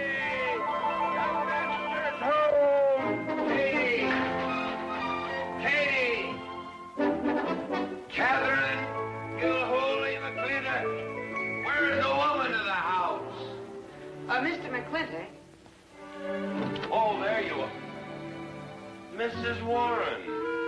Oh, good evening. I waited up for you, Mr. McLintock. Oh, how nice. I want to talk to you about something. Delighted, delighted. 309 times straight. I beg your pardon? 309 times straight without a miss. Gotta be a record. I suppose so. Now, Mr. McLintock, what I wanted to say... 2-pound Stetson, 6-inch brim, 53 feet in the air. It's gotta be a record. I'm sure it is, but the reason I waited up... Dagnammit, woman, can't you hold that glass still? Of course, sir. Now, down the hatch to my world's record. Down the hatch. Yes, sir. And now, to the governor of our territory. The governor of the territory, sir? Now, don't you stick up for him, Mrs. Warren. You're a fine woman, Mrs. Warren.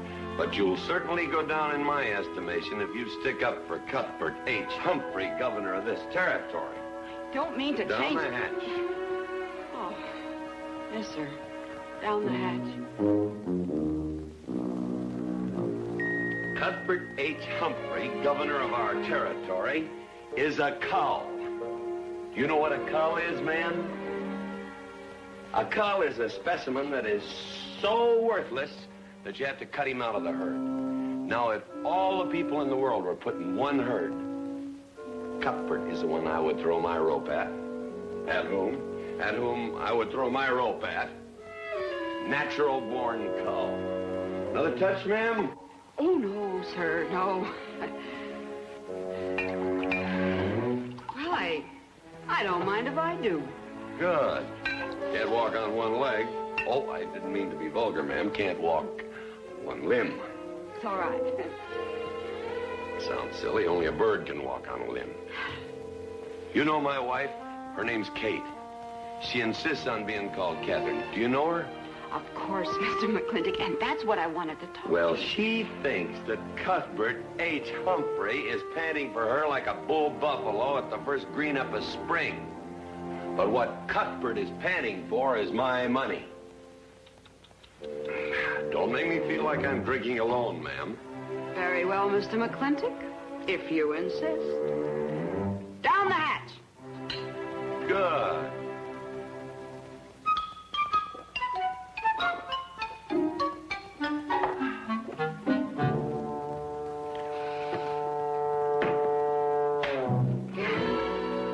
Mr. McLintock, I have something very important to say to you. Very important. Guess it'll have to wait till the morning. Toodle. No, it's all right. It's all right. Betty, bye-bye.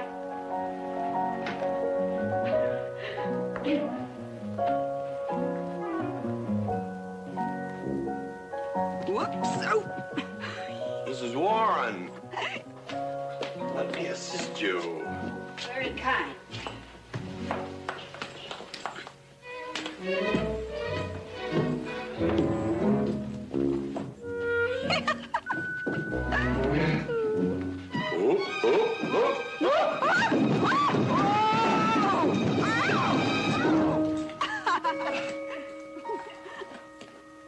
Whoops. What's going on here? Now, Catherine, are you going to believe what you see or what I tell you? Mrs. McLintock, hope you won't misunderstand. It's the first 100 women sitting on his lap that I misunderstood. Number 101 is quite simple. Now, G.W. McLintock, I have some. He's gone to sleep. Just when I know exactly what I want to say to him, he goes to sleep. I waited up to talk to Mr. McLintock. I wanted to tell him I was quitting. You see, Sheriff Lord has asked me to marry him, and... Oh, congratulations.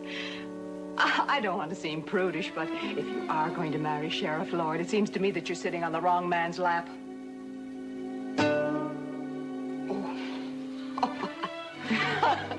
Come on, I'll help you upstairs and we have a long talk about men in general.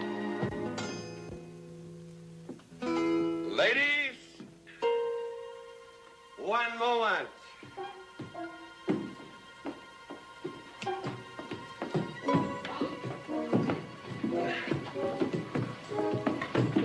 Oh! Watch out, you'll get us all killed! Oh! What?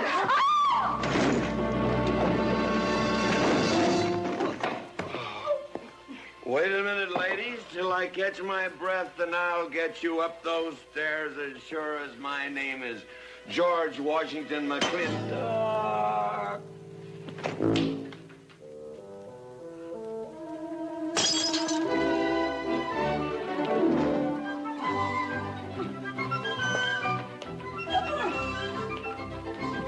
You may be quitting, Mrs. Wallace, Mrs. Ward, but not tomorrow. I want my breakfast in bed. I want to... I know, toast, lightly brown. Somebody sure put a knob on my skull. Here's Katie. I was speaking. Katie, why? Mrs. Warren was there.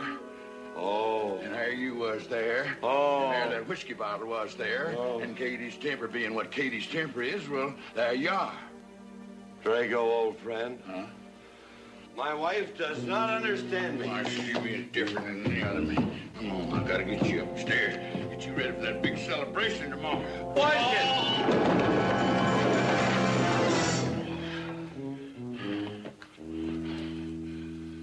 Drago, I am sleeping in the den.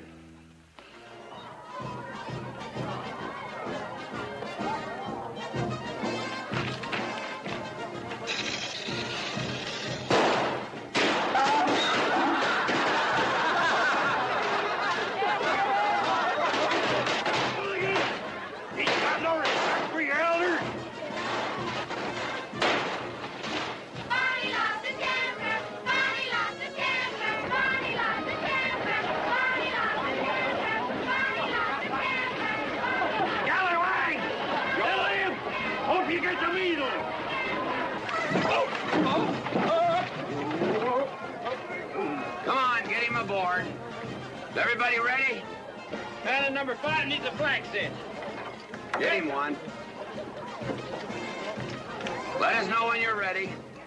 Ladies and gentlemen, it is my honor to present to you the governor of our territory, Cuthbert H. Humphreys. Thank you, Mayor. My friends and citizens of this great territory, this is the 9th consecutive year. It has been my privilege and my pleasure to inaugurate the McLintock 4th of July celebration. Now, the first event will be the wild horse race. But before I fire this shot to start the event, I would like to say a few modest words regarding my stewardship of this great territory.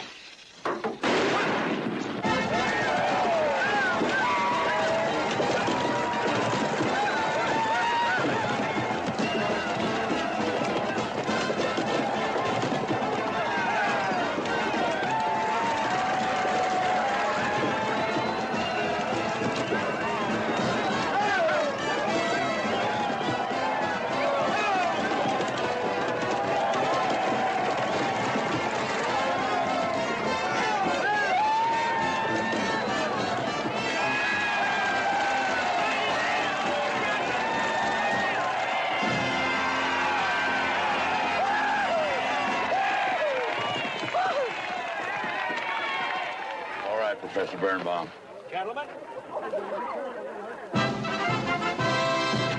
Sheriff, here's your horse. Come on, get them all lined up. Come here, King.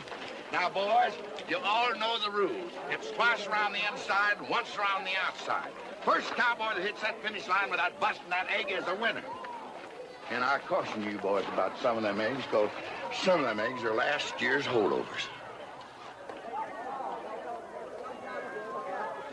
All right, mount up.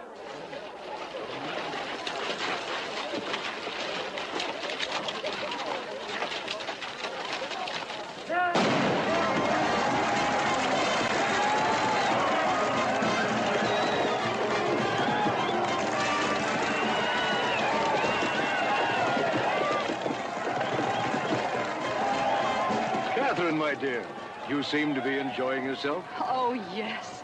This is wonderful. It's the only thing I really do enjoy about this barbaric country, the 4th of July celebration.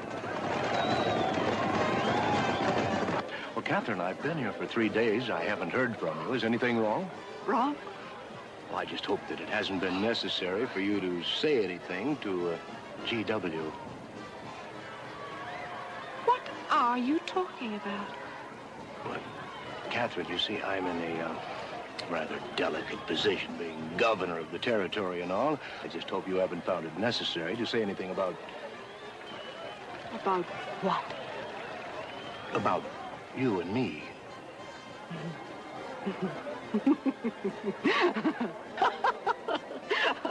Why, you pompous windbag. Do you think that you're the only man who's ever tried to play patty fingers with me, who's ever tried to lure me into the moonlight? Well, no, but Well, I'm a big girl and I can take care of myself. My husband knows it. I can assure you, Governor, that your reputation is untarnished. Now get out of my way.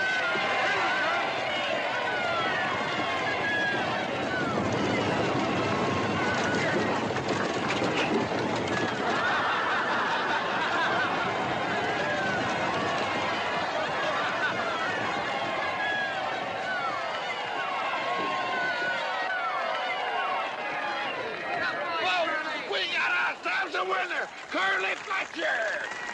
Muzzles up, Curly! Give me the egg.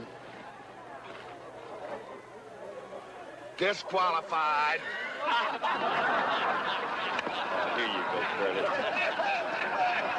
G.W., you'll never believe what happened over there. What? You smell a beer. Well, naturally, I'm drinking beer. Ladies and gentlemen, the next event will be a contest between the two bronco-busting champions of our territory. Remember the year I rode in that event? Wore your garters to hold up my sleeves? We had a bet, and I won it. George Washington McLintock, you are a very crude man. Well, I guess so, but that was a rough horse, like to jarred my insides loose. But it was worth it. 3 beers.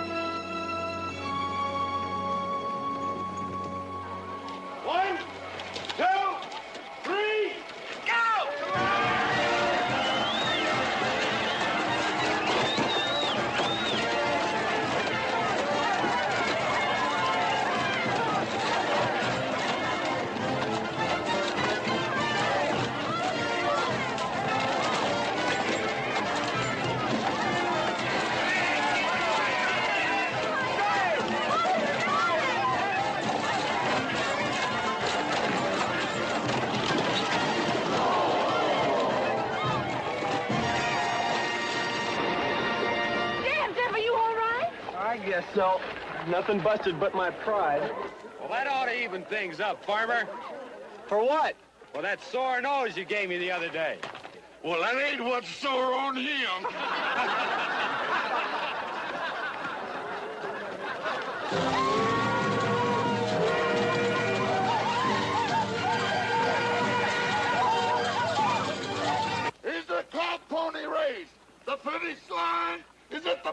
you.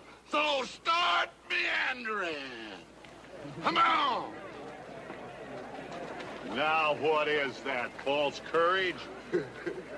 Why, you know a Douglas doesn't ever use a thing like that. I want you to get on that horse, get out in front, and stay out in front. I'll be out in front, Dad. All the way. Good boy. Now remember, stay out in front. That Agamemnon's a good horse.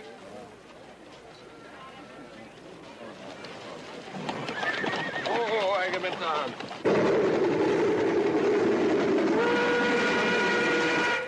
11:40 and she's on time. Oh, boy.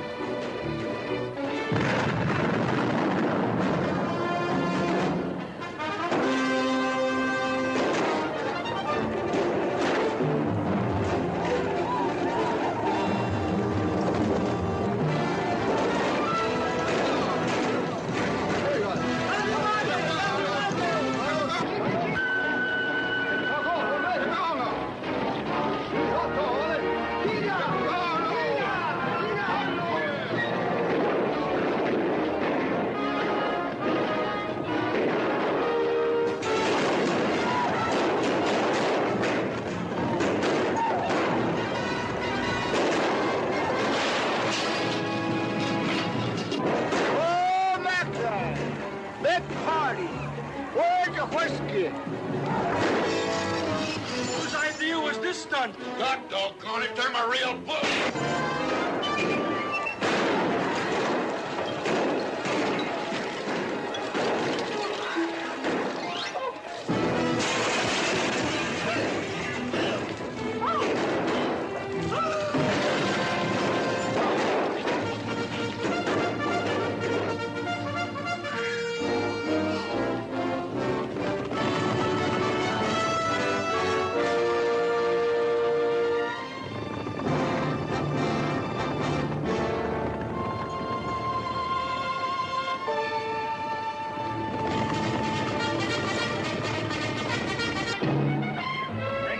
Excitement you'd want for one 4th of July, eh? Puma finally got his way, but I reckon he's riding out his last war party. Well, he won't get very far. But one thing still has me puzzled. Where did they get the guns? I was wondering the same thing. My kidney's been bothering me. Bunny? GW.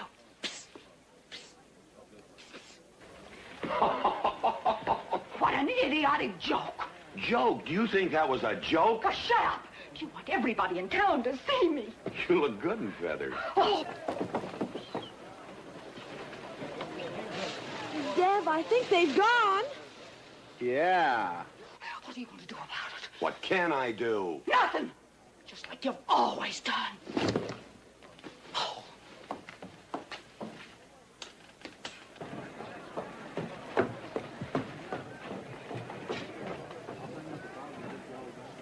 How long, GW?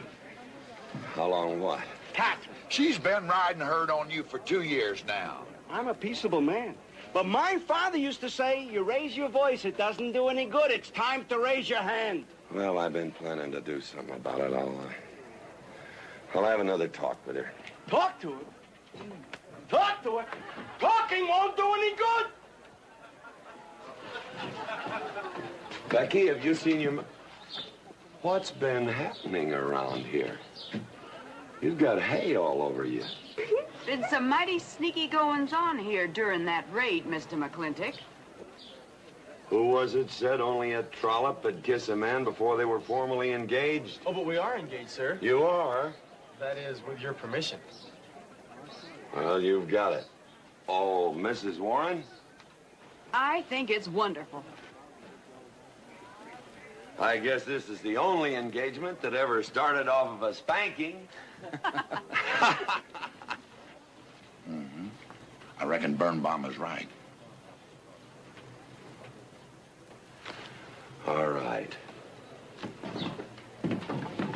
Lord bless us, this is gonna be a great day. Doggone it, folks. Let's don't let a little old Indian raid break up a good barbecue and a rodeo. Yeah, meat sound. Let's go.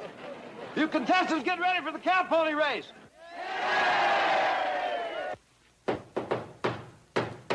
Who is it?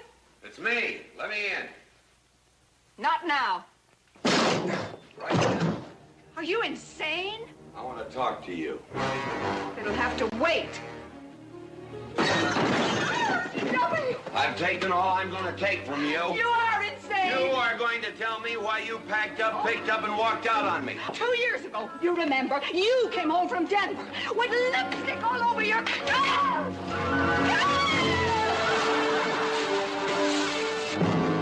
Lipstick on my collar. I've got the shirt to prove it. Who cares? Why, you big...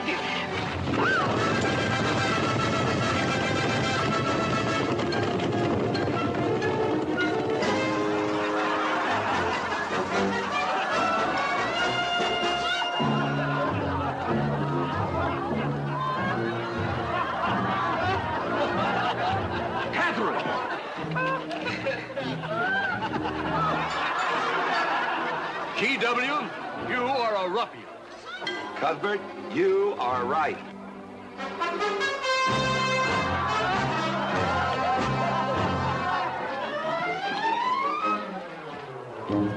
Well, what kind of a family is that?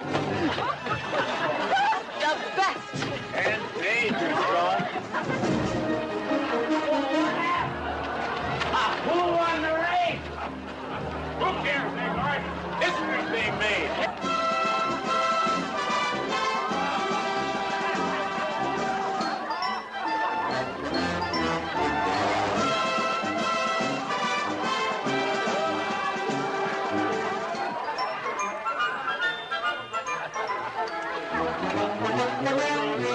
Yes, Rufus? I regret to inform you I've changed my mind about matrimony.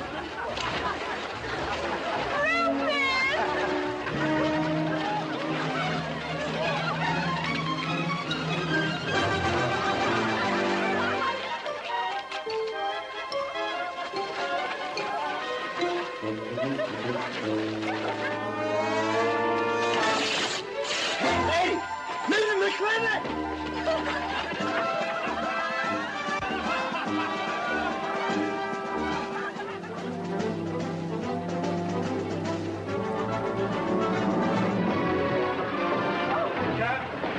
Catherine! Get out of here. Hands up! Everybody out!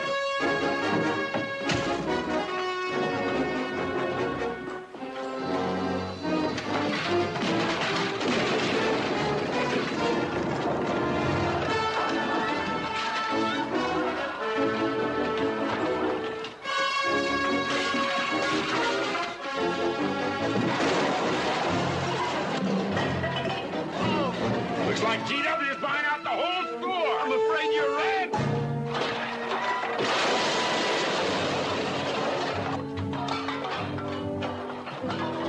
Call me family!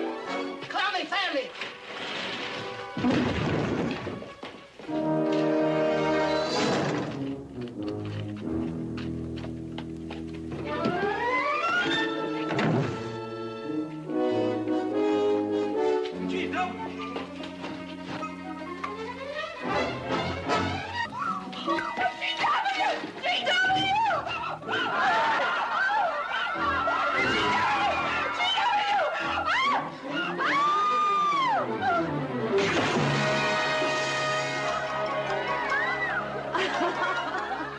Oh, Mrs. McLintock, you're all wet.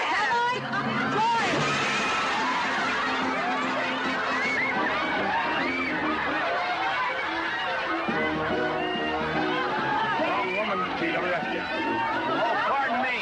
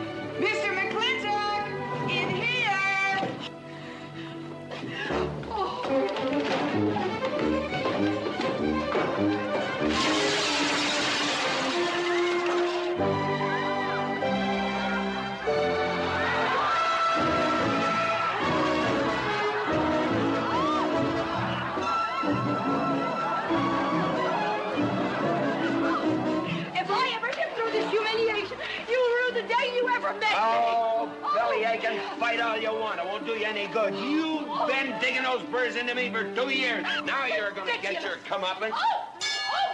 Thanks. My father would be proud of you. Now make him prouder.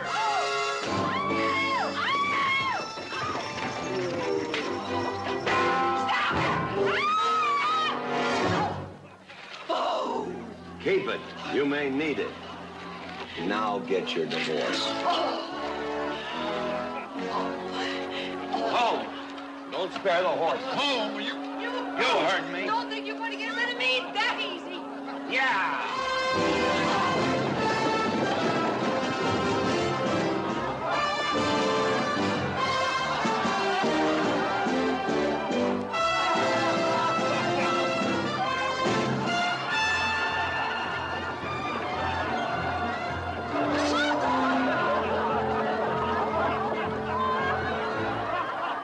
No more living in the capital? No. No more Newport in season? Nope. No more dancing at the governor's ball? No, GW. Happy day! 310 times without a miss. That's a record.